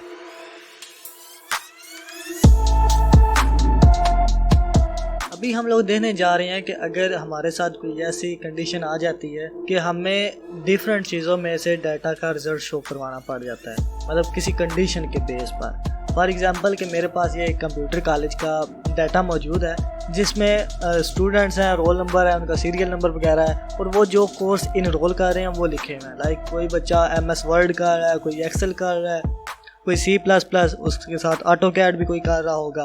तो फ़िलहाल तो इधर मैंने 10 ही लिए हैं एग्जांपल के तौर पर, लेकिन आपके पास कोई ज़्यादा डाटा भी हो सकता है जो कि काफ़ी तादाद में हो सकता है, जिसमें से अगर आपने देखना हो कि फ़ीस कितनी होगी। फॉर एग्जांपल अगर हम MS वर्ड की बात करते हैं तो उसकी फ़ीस डिफरेंट होगी, एक्सेल की डिफरेंट होगी, C++ की डिफरेंट होगी, इसी तरह AutoCAD की भी डिफरेंट ही होगी। तो फिर उस हिसाब से हमने किस तरह कैलकुलेट करना है। अगर ड्यूरेशन आ जाती है तो फिर क्या करेंगे, एडमिशन फ़ीस भी वगैरह कैलकुलेट करके फिर आगे क्या चलेंगे।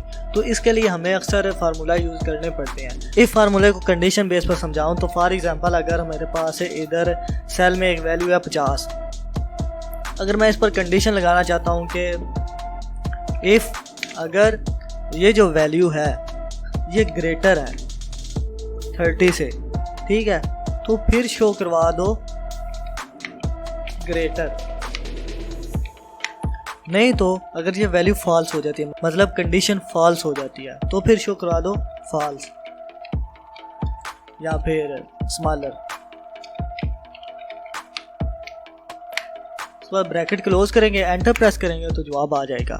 अगर यहाँ पर वैल्यू होती है 20 तो बता देगा कि स्मॉलर है। इसी तरह ही इफ़ कंडीशन वर्क करती है। उम्मीद है इफ़ कंडीशन तो समझ आ गई होगी। अब यहाँ पर हमारे पास काफ़ी ज़्यादा चीज़ें हैं, मतलब हमें बार बार इफ़ कंडीशन लगानी पड़ेगी। मतलब हम चाहते हैं कि अगर MS वर्ड हो तो कोई और जवाब आए, MS एक्सेल है तो कोई और जवाब आए, इन पेज है तो कोई और जवाब आए, इसी तरह ही बाकी सारी चीज़ें।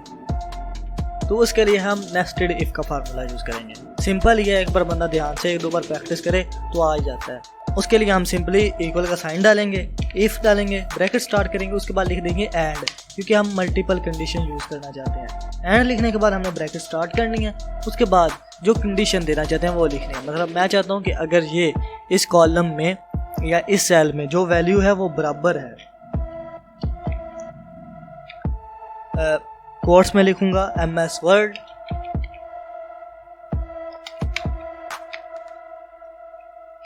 अगर वो वैल्यू बराबर होती है तो फिर मैं कॉमा डाल के लिखूंगा जो जवाब मुझे चाहिए। मतलब अगर वो ट्रू हो जाता है तो जवाब मुझे चाहिए। फर्ज कर लें वर्ड की फीस है 1800, ठीक हो गया। अब अगर ये फॉल्स हो जाती है फिर मैंने दोबारा एक नई कंडीशन लगानी है, इफ़ एंड। अब देखिए मैंने फिर E7 को सिलेक्ट करना है, लेकिन यहाँ से सिलेक्ट नहीं हो सकता। मैं नीचे वाला सिलेक्ट करूँगा, एरो की से ऊपर जाऊँगा और वो सिलेक्ट हो जाएगा, ठीक है। उसके बाद मैं अगर कहता हूँ कि ये बराबर है MS एक्सेल के, अगर ये ट्रू हो जाता है तो फिर आपने करना है कि फीस है 1800, ठीक हो गया। फिर अगर ये भी फॉल्स हो जाता है फिर एक और कंडीशन लगाओ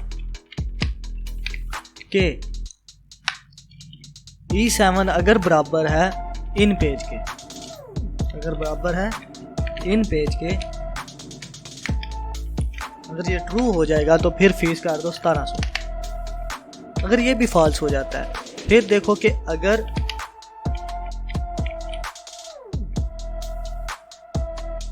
E7 बराबर है C++ के और ये अगर ट्रू होता है तो वैल्यू कर दो 3000, क्योंकि C++ काफ़ी लंबा कोर्स होता है और मुश्किल भी होता है। इंशाल्लाह अगर आपकी डिमांड हुई तो वो भी करवा देंगे इंशाल्लाह।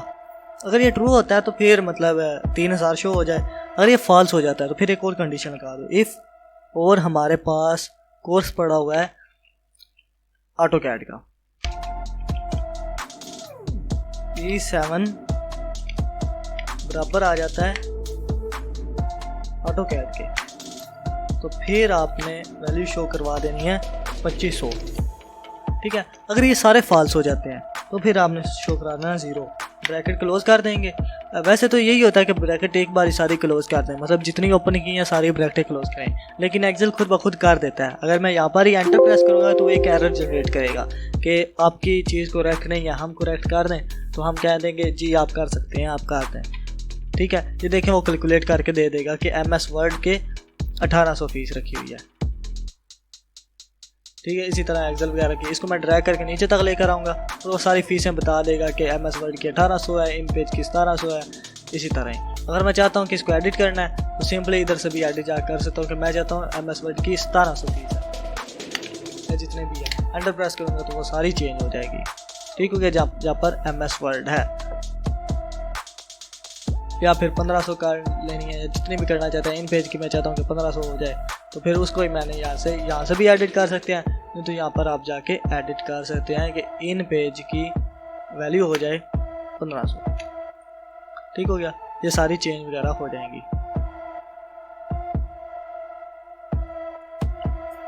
उसके बाद अगर मैं चाहता हूँ कि यहाँ पर एडमिशन फ़ीस हो, सिंपल ही होती है सबकी, मतलब डिफरेंट नहीं होती। अगर करना चाहें तो उस पर भी इफ़ कंडीशन वगैरह लगा सकते हैं, लेकिन मुराद ये है कि अगर मैं चाहता हूँ कि MS वर्ड की एडमिशन फ़ीस अलग है, इन पेज की एडमिशन फ़ीस अलग है, तो उसके लिए भी मैं कर सकता हूँ। लेकिन मैं फ़िलहाल एक ही सेम ही रखता हूँ और उसको सबके साथ लिखा देता हूँ। सपोज कर लिया कि 500 फीस है, उसको ड्रैग करके नीचे तक लेकर आएंगे, और उस आपके साथ एडजस्ट हो जाएगी। अब मैं चाहता हूँ कि ड्यूरेशन भी शो हो, मतलब कोई बच्चा कोर्स कर रहा है वर्ड का जो कि 2 मंथ का है, कोई कर रहा है 4 मंथ का है, इस तरह। अगर मैं मतलब यहाँ पर डायरेक्ट लिख दूंगा ना 2 मंथ्स,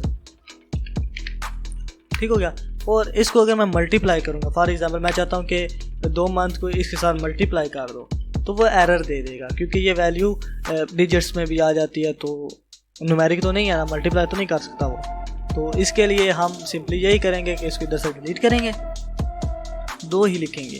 लेकिन एक और चीज़ है कि हम वैल्यू को एक किस्म का फॉर्मेट कर देंगे, ठीक है। उसके लिए राइट क्लिक करेंगे, इधर फॉर्मेट सेल्स पे जाएंगे, सेल्स पे जाने के बाद हमने कस्टम में आ जाना, कस्टम में आने के बाद हमने जनरल को रिमूव कर देना इधर से, ठीक हो गया। जनरल को रिमूव करने के बाद आपने हैश लगानी है, ठीक है। हैश का सिंबल यूज़ करेंगे, हैश यूज़ होता है नंबर को रिप्रेजेंट करने के लिए। उसके बाद डबल क्वाट्स शुरू करेंगे, फिर हम साथ क्या लिखना चाहते हैं, हम लिखना चाहते हैं मंथ्स, ठीक हो गया। डबल क्वाट्स बंद करेंगे, ओके कर देंगे। अब ये 2 मंथ शो होगा, लेकिन इधर वैल्यू 2 पड़ी हुई है, ये आप देख सकते हैं, लेकिन इधर 2 मंथ ही शो होगा। इसी तरह अगर हम चार्ट इसके नीचे तक ड्रैग करके ले आते हैं सेल्स को, और ये हो जाएगा। अगर मैं चाहता हूँ कि इधर 4 आ जाए तो मैं 4 लिख दूंगा, इधर 4, इधर भी 4 हो जाए, इधर 4 हो जाए, इधर 4 हो जाए, मतलब रैंडमली या जिस तरीके से है कि ड्यूरेशन बच्चों की है उस तरह के सिलेक्ट हो जाए। अब मैं चाहता हूँ कि टोटल फ़ी कैलकुलेट करनी है मैंने, ठीक हो गया। टोटल फ़ी सिंपल ही होगी कि मतलब जितनी फ़ीस है 1 मंथ की उसको मल्टीप्लाई कर दो ड्यूरेशन के साथ, ड्यूरेशन के साथ मल्टीप्लाई करने के बाद जो एडमिशन फ़ीस थी उसको जमा उसमें कर दो, जमा हो जाएगी, ये आपकी टोटल फ़ी आ जाएगी। उसको नीचे तक ड्रैग कर दें, ठीक हो गया, ये बस आपका बन गया। अब एक और चीज़ और समझा देता हूँ। वैसे यहाँ तक तो हमारा काम ख़त्म हो गया कि हमने सीख लिया है कि इफ़ कंडीशन किस तरह यूज़ करते हैं, नेस्टेड इफ़ किस तरह यूज़ करते हैं, डिफरेंट क्राइटेरिया पर बेस हो, तो ठीक है। आप इंशाल्लाह प्रैक्टिस करें, समझ आ जाएगी। अब मैं चाहता हूँ कि इसको ना थोड़ा मतलब एक फ़िल्टर आउट हो जाए, तो मैं चाहता हूँ सिर्फ MS वर्ड का रिज़ल्ट शो हो, सिर्फ ऑटोकैड का रिज़ल्ट शो हो, या फिर वो रिज़ल्ट शो हो जो 2 मंथ की ड्यूरेशन का है। तो उसके लिए मैं ये सारा टेबल सेलेक्ट करूँगा, टैब में से डाटा टैब पर आ जाऊँगा, मतलब होम टैब पर आप मौजूद हो गए, उसमें से जाना है आपने डाटा टैब में। डाटा टैब में जाने के बाद इधर है फ़िल्टर, फ़िल्टर पे क्लिक करना है और ये सारे फ़िल्टर्ड हो जाएंगे, ठीक हो गया। अब ये वर्क किस तरह करता है, मैं चाहता हूँ ड्यूरेशन को फ़िल्टर करना है, तो मैंने यहाँ पर क्लिक करना है, क्लिक करने के बाद इधर आ जाएगा। उसके बाद आपने सेलेक्ट ऑल को अनचेक कर देना है। आप चाहते हैं कौन सी चीज़ सिर्फ शो हो, मैं चाहता हूँ सिर्फ 2 मंथ शो हो, तो 2 मंथ को चेक कर दूंगा, उसके बाद कर दूंगा ओके। अभी जितना भी डाटा शो होगा वो 2 मंथ के मतलब 2 मंथ की ड्यूरेशन वाला ही शो होगा। अगर मैं चाहता हूँ कि इस फिल्टर को रिमूव करना है तो यहाँ से जाकर सिलेक्ट ऑल कर दूंगा और वो मतलब रिमूव हो जाएगा। इसी तरह ही आप इधर कोर्स टाइटल में से देख सकते हैं कि आप सिर्फ ऑटोकैड वाला शो करवाना चाहते हैं या फिर सिर्फ MS एक्सेल या MS वर्ड या मिक्स शो करवाना चाहते हैं या फिर सारा शो करवाना चाहते हैं तो सिलेक्ट ऑल कर लें। उम्मीद है कि जितना समझाया उसकी समझ आ गई होगी। अभी तक हमने देखा है कि हम इफ फार्मूला किस तरह यूज़ कर सकते हैं, नेस्टेड इफ किस तरह यूज़ कर सकते हैं, बाकी बॉर्डर वगैरह लगाना आपको पता है। आज नई चीज़ सीखी है कि फ़िल्टर किसी डाटा को किस तरह करते हैं।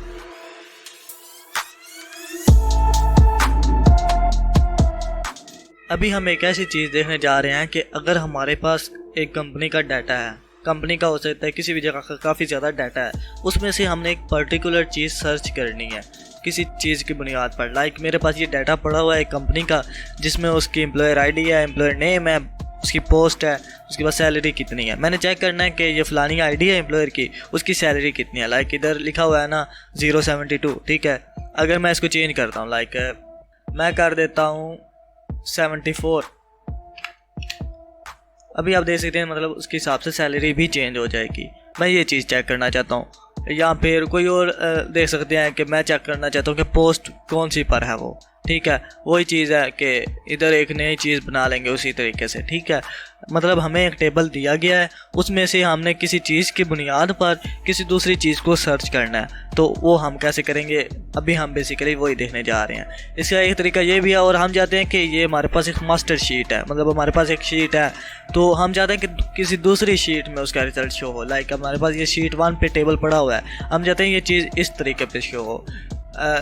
सिंपल इस मेथड से समझाना यही चाहता हूँ कि हम एक शीट पे मौजूद चीज़ को दूसरी शीट पे एक्सेस किस तरह कर सकते हैं फार्मूला यूज़ करके। हम ये आज दोनों चीज़ें सीखेंगे, तो बिना टाइम वेस्ट किए चलो स्टार्ट करते हैं। तो सबसे पहले मैंने मतलब ये एम्प्लॉयर आईडी वगैरह और एम्प्लॉयर नेम वगैरह सब लिख लिया है, उसमें मतलब उनकी सैलरी वगैरह भी ऐड कर दी है, नेम वगैरह भी है, बाकी सारा कुछ है। अब मैं बताना यह चाहता हूँ कि हम सर्च किस तरह करेंगे। मैं चाहता हूँ कि एम्प्लॉयर आईडी हो, साथ में उसकी सैलरी भी शो हो, ठीक है। मतलब मेरे पास दो चीज़ें, मैं एम्प्लॉयर आईडी दूँ उसको और सैलरी आ जाए। लाइक इधर से मैं कोई एम्प्लॉयर आईडी फ़िलहाल ले लेता हूँ, ठीक है। मैं चाहता हूँ कि ये एम्प्लॉयर आईडी है, इसके हिसाब से उसकी सैलरी शो हो जाए। तो उसके लिए फार्मूला यूज़ होता है लुकअप का, ठीक है। लुकअप अब 3-4 किस्म के हैं। एक होता है सिंपल लुकअप, एक होता है वी लुकअप यानी कि वर्टिकली सर्च करने के लिए, उसके बाद हॉरिजॉन्टल लुकअप होता है हॉरिजॉन्टली सर्च करने के लिए। ज़्यादातर वी लुकअप ही यूज़ होता है क्योंकि हम टेबल के तौर पर काम कर रहे होते हैं, तो वही समझाऊंगा, बाकी आपको समझ आ ही जाएगी। दूसरों की भी तकरीबन एक दूसरे से रिलेटेड ही होते हैं वो। फार्मूला स्टार्ट करते हैं तो सबसे पहले आपने इक्वल का साइन डालना है, उसके बाद लिखना है वी लुकअप। वी लुकअप लिखने के बाद आपने लुकअप वैल्यू जो फाइंड करनी है वो देख लेनी है कि मैं जो वैल्यू इस सेल में लिखूं वो सर्च हो जाए। तो मैं सेल को सिलेक्ट करूंगा, उसके बाद आपने कॉमा डालना है। कॉमा डालने के बाद आपने जिस टेबल में से सर्च करना है, मतलब ये पूरा टेबल है, इसको सिलेक्ट कर लेना है, ठीक है। एक और चीज़ बताऊं, आपने सिलेक्शन को करना है पॉज, मतलब एक जगह पे फिक्स कर देना है। तो उसके लिए आप प्रेस करेंगे F4, कीबोर्ड से F4 प्रेस करेंगे तो वो चीज़ जो आपने सिलेक्शन की है वो एक जगह पर स्टेबल हो जाएगी।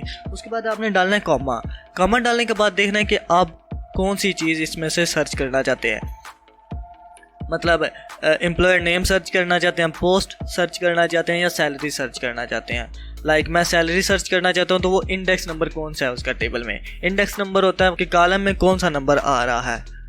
लाइक एम्प्लॉयर आईडी ये इंडेक्स में कॉलम नंबर 1 है, इसी तरह ये दूसरा है, ये तीसरा है, ये चौथा है, ठीक है। मुझे ये 4 नंबर वाली मतलब कॉलम का डाटा चाहिए, तो उसके लिए मैं इधर प्रेस कर दूंगा 4 प्रेस करने के बाद मैं डालूंगा कॉमा।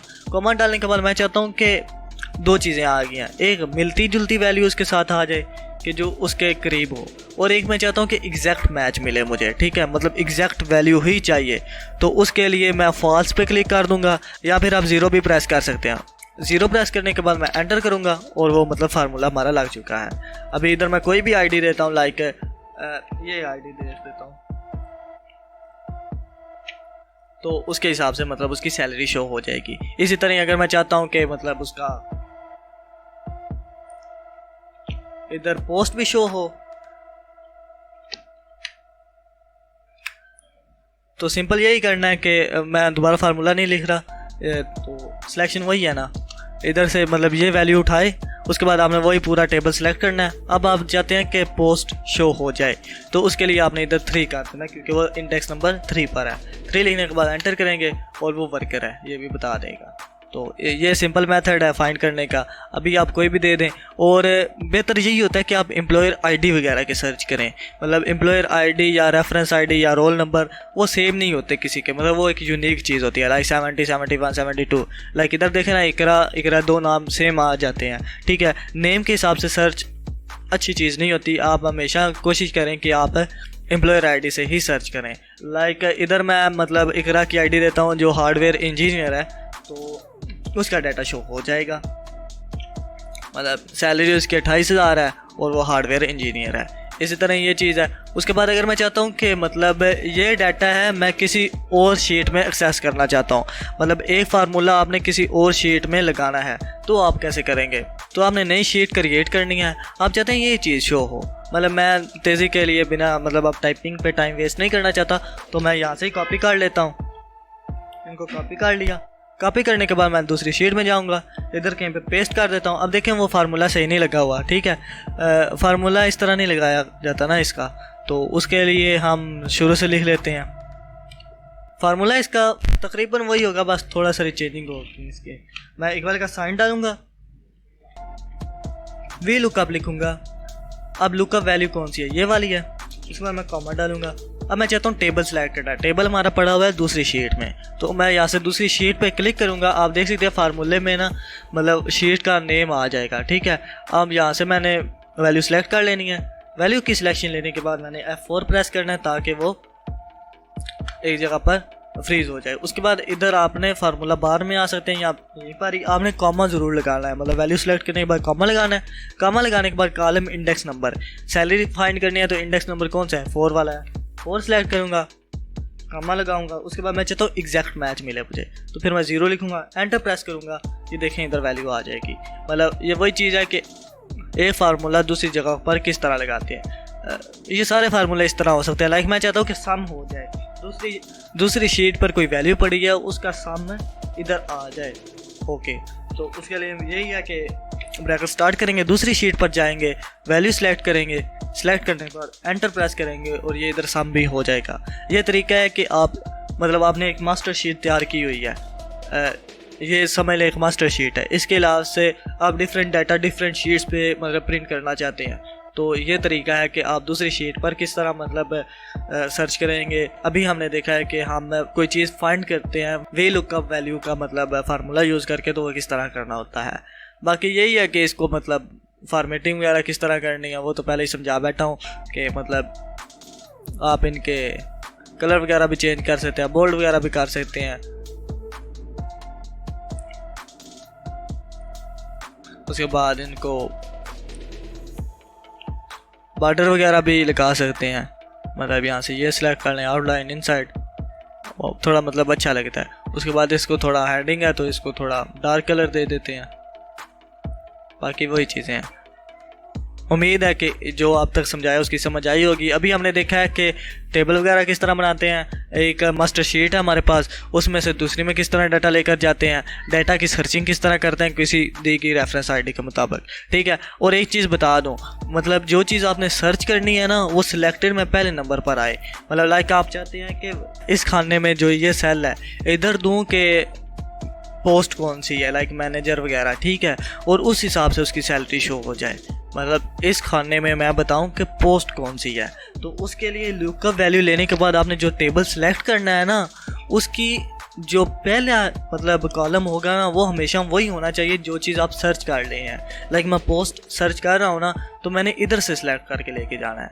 मैं मतलब यहाँ से नहीं सिलेक्ट करूँगा एम्प्लॉयर आईडी से, अगर यहाँ से किया तो वो डाटा शो नहीं होगा। तो इसको स्टेबल कर दें, स्टेबल नहीं भी करना तो कोई बात नहीं। उसके बाद कॉलम इंडेक्स नंबर यहाँ पर कौन सा आ रहा है, पहला ये है दूसरा ये है, ठीक है। तो इधर मैं 2 लिखूँगा, कॉमा डालूँगा, उसके बाद 0 एंटर प्रेस करूँगा, और इधर वैल्यू मैंने अभी नहीं दी हुई तो मैं इधर कॉपी कर लेता हूँ, सॉफ्टवेयर इंजीनियर की वैल्यू वो बता देगा, ठीक है। इस तरह ही सारा सीन चलता है, ठीक है। और एक चीज़ आप चाहते हैं कि ये जो मतलब इधर ये थीम वगैरह लगा हुआ है ये इधर भी शो मतलब पेस्ट हो जाए खुद ब खुद ही।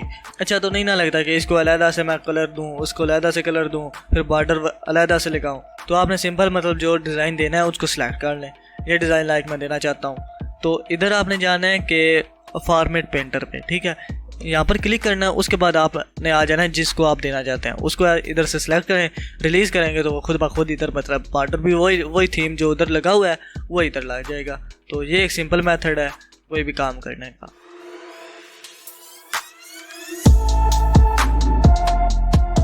हम तकरीबन अपने आखिरी मरहलों में पहुंच ही चुके हैं। आज हम थोड़ा सारा रिव्यू लेने वाले हैं कुछ फार्मूलों का। उसके बाद हम देखने जा रहे हैं कि हम एक रिजल्ट कार्ड स्कूल के लिए किस तरह क्रिएट कर सकते हैं। ये बेसिकली एक प्रैक्टिस ही है। इसमें हम एक ऐसी शीट तैयार करना चाहते हैं जिसमें हम ऑब्टेन मार्क्स मतलब बताएं और उसके हिसाब से परसेंटेज कैलकुलेट हो जाए, बच्चा पास या फेल है वो पता चल जाए, उसके बाद सप्लाई उसकी कितनी है या वो अगर ओवरऑल पता चल जाए कि पास है या फेल है। लाइक मैं चाहता हूँ कि ये जो डाटा है ये मैं बताऊँ, पता चल जाए कि क्या चीज़ चल रही है। उसके बाद एवरेज भी, मैक्सिमम, मिनिमम, कितने सब्जेक्ट्स में वो पास है फ्लाटिम का, और उसका ग्रेड भी। लाइक इधर मैं अगर छोटी वैल्यूज़ को लिखता हूँ, एक में उसकी 24 है, दूसरे में 66 है, 45 है, 78 है, 99 है, यहाँ पे 45 है, तो वो बता देगा कि एक में उसका एक सब्जेक्ट में वो फेल है जिसमें उसकी सप्ली आई है। उसके बाद ऑब्टेन मार्क्स उसके इतने हैं, परसेंटेज उसकी ये बन रही है, ग्रेड उसका C है, कितने सब्जेक्ट में पास है या फेल है वो बताया उन्होंने, मैक्सिमम मिनिमम नंबर बताए हैं और एवरेज वगैरह भी। तो बिना टाइम वेस्ट किए स्टार्ट करते हैं कि किस तरह हम इस तरह की शीट क्रिएट कर सकते हैं। तो डाटा वगैरह सारा मैंने लिख लिया है, तो हम अब स्टार्ट कर रहे हैं। ये बेसिक सिंपल ही था कि मैंने इसको मर्ज एंड सेंटर किया, ऊपर हेडिंग दे दिया रिजल्ट कार्ड की, स्टूडेंट के नेम्स, क्लास और स्कूल आ जाएगा। इन दो कॉलम को मैंने मर्ज कर दिया। उसके बाद मैंने हेडिंग्स बता दिए जो जो मुझे चाहिए। टोटल मार्क्स वगैरह हैं, मार्क्स भी मैंने रैंडमली एंटर कर दिए हैं। इधर फार्मूला मैंने लगाया था दोनों सम वाला, मतलब मैंने इक्वल का साइन डाला है, सम लिखा है, तो ब्रैकेट स्टार्ट किया है। इन वैल्यूज़ को मैंने सेलेक्ट करके एंटर प्रेस किया और उसके बाद मुझे वैल्यूज़ आ गई हैं। यही फार्मूला मैंने मतलब इधर कॉपी कर दिया है और वो वैल्यू सारी कैलकुलेट हो जाएंगी। परसेंटेज भी उसी तरह मालूम करते हैं जिस तरह पहले बताई गई थी आपको। आपने इक्वल का साइन डालना है, उसके बाद आपने ऑब्टेन मार्क्स को डिवाइड कर देना है टोटल मार्क्स से। एंटर प्रेस करेंगे, आपकी मतलब वैल्यू आ जाएगी। लेकिन हम परसेंटेज में चाहते हैं तो मतलब यहाँ से परसेंटेज के साइन पर क्लिक करेंगे, वो 89% शो कर देगा। इसी तरह ही हम नीचे ड्रैग करके फार्मूला साहब पर ले आएंगे। इसी तरह ही वो ओवरऑल परसेंटेज भी बता देगा क्या आ रही है। उसके बाद बाकी सब्जेक्ट वाइज भी वो परसेंटेज बता देगा कि बच्चे की क्या परसेंटेज है। उसके बाद हमने चेक करना है कि बच्चा पास है या फेल है, तो उसके लिए इफ़ वाली कमांड लगेगी। इफ़ की कमांड लगाने के लिए हम सिंपल इक्वल का साइन प्रेस करेंगे, उसके बाद लिखेंगे इफ़, ब्रैकेट स्टार्ट करेंगे। हम चाहते हैं कि अगर ये परसेंटेज जो है ये ग्रेटर है या बराबर है 33% के, तो फिर अगर बराबर है मतलब ये ट्रू हो जाता है या बड़ी है वैल्यू, तो आपने शो करवा देना है पास है, ठीक है। नहीं तो आपने शो करवा देना है फेल। एंटर प्रेस करेंगे, वो बता देगा कि बच्चा पास है या फेल है। इधर हम एक और हेडिंग का इजाफा कर लेंगे कि टोटल फेल है या टोटल पास है। मतलब हम चाहते हैं कि वो कितने सब्जेक्ट में टोटल फेल है, ठीक है। किसी में नहीं हुआ तो इधर 0 आ जाए। तो उसके लिए हम एक और कमांड देंगे कि इफ़ ये वैल्यू बराबर है पास के, तो आपने शो कराना है 0, नहीं तो आपने शो करा देना है 1, ठीक है। एंटर प्रेस करेंगे, मतलब वो पास है तो 0 शो करा रहा है। इसको हम नीचे तक यहाँ पर ले आएंगे। उसके बाद इधर हम फार्मूला लगा देंगे सम का। मैं इधर से सम का फार्मूला कॉपी कर लेता हूँ, इधर पेस्ट करूँगा तो वो फार्मूला इधर पेस्ट हो जाएगा। इसके बाद हम देखना चाहते हैं कि ओवरऑल वो फेल है या उसकी सप्ली आई है या फिर क्या सीन चल रहा है, ठीक है। तो मैं इसको थोड़ा और अंदाज में कर देता हूँ कि मैं ये भी देख लेता हूँ कि फेल है या मतलब इसके मार्क्स थोड़े कम कर देते हैं, जिससे हमें अंदाज़ा हो जाएगा कि बच्चे फेल का क्या सीन चल रहा है, ठीक है। इसमें भी 22 कर देते हैं, 33, 32। मतलब इधर वो शो करा रहा है कि अब उसकी 3 सप्लियाँ आ चुकी हैं। इसको हम मर्ज एंड सेंटर कर देते हैं। मैं इधर दिखाना चाहता हूँ कि बच्चा फेल है, पास है या उसकी सप्ली है, ठीक है। कोई भी बच्चा फेल तब होगा जब उसकी 3 सप्लियाँ होंगी या 3 से ज़्यादा होंगी, ठीक हो गया। और अगर वो पास है तो इधर 0 आना चाहिए, और अगर 0 से कोई भी चीज़ बड़ी हो जाती है, 0, 1, 2 मतलब आ रही हैं, तो मतलब 1 और 2 आ रही है, तो इधर शो हो जाए कि सप्ली है। तो उसके लिए सिंपल यही करेंगे कि इक्वल का साइन डालेंगे। मैं चाहता हूँ कि अगर ये वैल्यू बड़ी है या बराबर है 3 के, तो शो करा दो फेल। नहीं तो इफ अगर ये वैल्यू बराबर है 0 के, तो शो करा दो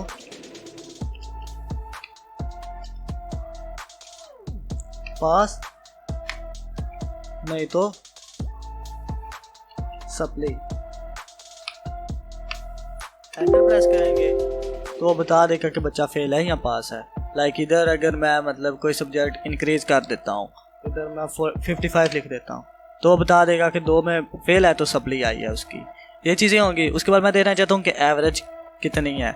उसके लिए हम एवरेज का फार्मूला लगा देंगे, AVERAGE, एवरेज जो उसका स्पेलिंग है। उसके बाद हम वैल्यू सेलेक्ट कर लेंगे कि हम कितनी एवरेज चेक करना चाहते हैं, उनको सेलेक्ट करेंगे, एंटर प्रेस कर देंगे।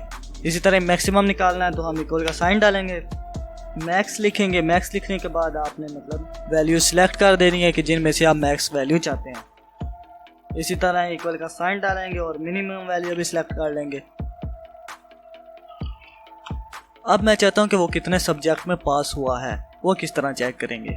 उसके लिए मैं फार्मूला लगाऊंगा काउंट इफ का। अब मैं चाहता हूं कि वो एक रेंज सेलेक्ट कर ले, लाइक ये। अगर इसमें लिखा हुआ है पास तो वो उसको सिर्फ काउंट करे, ठीक है, और वो शो करा दे। मतलब वो अब इधर शो करा रहा है कि वो 4 सब्जेक्ट में पास है, ठीक है। मैं इसके साथ लिखना चाहता हूँ 4 के साथ सब्जेक्ट भी खुद ब खुद लिखा हुआ आ जाए। तो उसके लिए मैं राइट क्लिक करूँगा और उसके बाद फॉर्मेट सेल पे चला जाऊँगा। फॉर्मेट सेल पे जाने के बाद आपने कस्टम में आ जाना है। उसके बाद जनरल को रिमूव करना है। आपने बताना है कि पहली वैल्यू आपकी होगी नंबर। उसके बाद आपने डबल कोट्स में लिखना है सब्जेक्ट।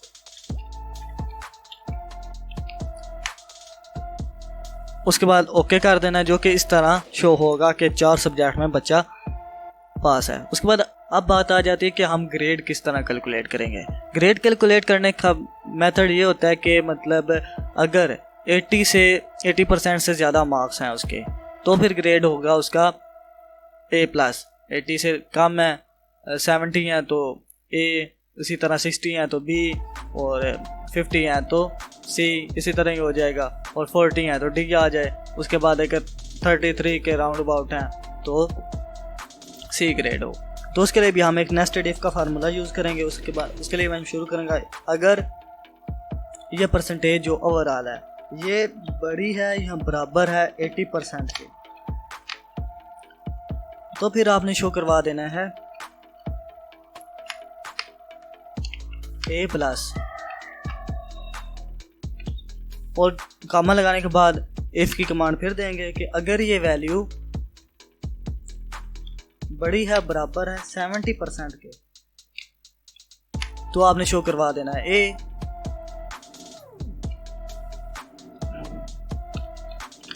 और अगर ये वैल्यू है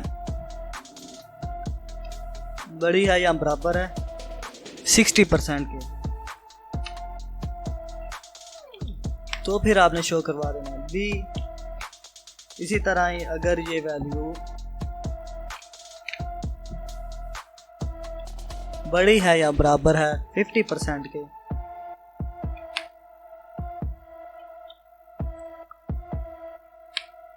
तो आपने शो करवा देना है C। और अगर ये वैल्यू बड़ी है या बराबर है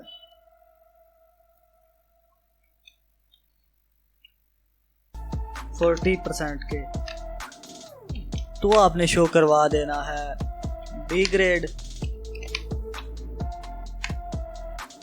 नहीं तो फेल। एंटर प्रेस करेंगे और वो बता देगा कि ये B ग्रेड है या जो भी है। उम्मीद करता हूँ इतनी समझ आ गई होगी आपको। अब आप देखते हैं कि इसको थोड़ा मतलब अच्छे अंदाज में किस तरह शो करवाना है। मैं चाहता हूँ कि इनके साथ बॉर्डर लगे हुए आ जाएं। उसके लिए हम सिंपल यही करेंगे कि इधर अलाइनमेंट वाले जगह पर जाएंगे। उसके बाद बॉर्डर को सिलेक्ट करेंगे, बॉर्डर की थिकनेस आउटलाइन दे देंगे, इनसाइड दे देंगे, ओके प्रेस कर देंगे। ओके प्रेस करने के बाद अब मैं चाहता हूँ कि हेडिंग्स को कोई और कलर आ जाए जो कि थोड़े डार्क वाले हों, और बाकी चीज़ों को डिफरेंट कलर आ जाए। हेडिंग को सिलेक्ट कर लूँगा जो भी हैं। कलर वाले ऑप्शन में जाऊँगा, कलर कर दूँगा जो कि मैंने करना है। ये सिलेक्ट करने के बाद अब बाकी चीज़ों को सिलेक्ट कर दूँगा। कंट्रोल को होल्ड करते हुए अगर सिलेक्ट करूँगा तो वो पिछली बार भी सिलेक्शन रहेगी। अब मैं चाहता हूँ कि इसको थोड़ा मतलब लाइट कलर चला जाए, वो आ जाएगा। अब मैं चाहता हूँ कि मतलब कॉलम वाइज जो मैंने ये चीज़ें ली हुई हैं वो दूसरी जगह पर भी कहीं पर चली जाएं। अब मैं चाहता हूँ कि ये थोड़ा नीचे आ जाए। उसके लिए मैं इधर क्लिक करूँगा, राइट क्लिक करूँगा, इंसर्ट अ सेल कर दूँगा। मतलब इधर वो पूरी एक रो आ जाएगी। इसको मैं नो फिल कर देता हूँ। उसके बाद मैं चाहता हूँ कि ये इधर पेस्ट हो जाए, यही कलरिंग, यही मेथड। उसके लिए मैं इन दोनों को सिलेक्ट करूँगा, इधर जाऊँगा फॉर्मेट पेंटर में, सिलेक्ट करके इनको सिलेक्ट करके इधर कलर कर दूँगा। वो खुद ब खुद बॉर्डर भी लगा देगा। उसके बाद कलरिंग भी हो जाएगी। तो मैं चाहता हूँ कि इधर भी हो जाए, तो इनको सिलेक्ट करूँगा, फॉर्मेट पेंटर में जाऊँगा और इनको भी कलर कर दूँगा। अब ये देखें दोनों अनमर्ज हो गए हैं। इनको भी मैं इधर से मर्ज कर दूँगा। अब वो पहले की तरह सिंपल हो गया है, लेकिन मैं चाहता हूँ कि इस तरह ये मर्ज ना हो, मतलब सिंगल टाइप पे हो। तो फिर अंडू करूँगा, इन दोनों को पहले सेलेक्ट करूँगा, मर्ज कर लूँगा और इसको नीचे ड्रैग करके ले आऊँगा। तो ये सिंपल मर्ज हो जाएंगे। इधर हम आप नाम लिख सकते हैं, क्लास लिख सकते हैं, उसके बाद स्कूल लिख लेंगे, उसके बाद ये सारी वैल्यूज़ आपका रिजल्ट कार्ड तैयार। उम्मीद करता हूँ कि इतनी समझ आई होगी। आज हमने थोड़ा रिव्यू किया है कुछ पुराने फार्मूलों का, एक रिजल्ट कार्ड किस तरह बनता है वो देखा है। एक और चीज़ बता दूं कि अगर आप चाहते हैं कि ये कागज़ पे प्रिंट किस तरह होगा, मतलब ये भी होता है ना कि आप प्रिंट करें ये वाली वैल्यू आए बाकी आए ही ना, तो वो चेक करने के लिए आपने कंट्रोल P प्रेस करना है, वो प्रिंटिंग वैल्यू आ जाएगी। अब ये कागज़ या पेज पे इस तरह शो हो रहा है, ठीक है। अक्सर औकात ये भी होता है कि हम मतलब इधर सेल वगैरह ज़्यादा ऐड किए होते हैं, हम इधर से बनाना शुरू कर देते हैं। तो फॉर एग्जांपल अगर इधर और भी सेल थे, अब मैं देखता हूँ कंट्रोल P करके कि किस तरह शो होगा। अब ये देखें कि परसेंटेज तक वैल्यू आ रही है पेज पे, बाकी वैल्यू नहीं आ रही। तो वो सिलेक्ट करने के लिए मैं इधर जाऊँगा पेज ब्रेक में, ठीक है। पेज ब्रेक प्रीव्यू पे जाने के बाद आपने ये जो ब्लू लाइन है डॉटेड नहीं है उसको सिलेक्ट करके इधर ड्रैग करना है थोड़ा। उसके बाद ये जो है ये लाइन पेज को ब्रेक करती है, आपने इस लाइन को बाहर की तरफ ले आना है, जिसकी वजह से ये आपको पेज शो करवा देगा कि कितना आ रहा है। उसके बाद अगर अब हम कंट्रोल P करते हैं तो अब हमें पूरी वैल्यू आ रही है, लेकिन साथ में ये भी शो हो रहा है। तो इसको भी काम करने के लिए पेज ब्रेक में जाएंगे, उसके बाद ये वैल्यू सिलेक्ट करेंगे, इसको इधर तक ले आएंगे जहाँ तक हम चाहते हैं, फॉर एग्जांपल इतना। उसके बाद सिंपल नॉर्मल में आएंगे, कंट्रोल P करके देखेंगे, आप देखें सेंटर में आ रहा है। तो इस तरह करना चाहिए। वैसे बेहतर तो यही होता है कि आप यहाँ से शुरू करें, कि यहाँ से बेस्ट रहता है, इस तरह बेहतर अंदाज में शो होगा। तो हमेशा यही चाहिए कि आप शुरू से ही सोच के चलें कि आपने क्या करना है।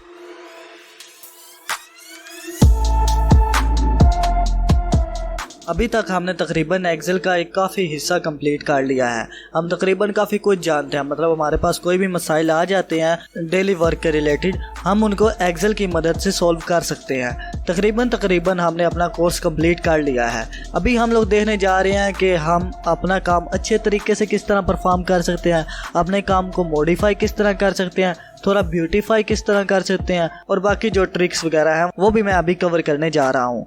ज़्यादातर चीज़ें वो हैं जो तकरीबन मैं पहले बता चुका हूँ, लेकिन एक बार थोड़ा रिवीजन हो रही है और कुछ एक्स्ट्रा चीज़ें भी बताऊँगा।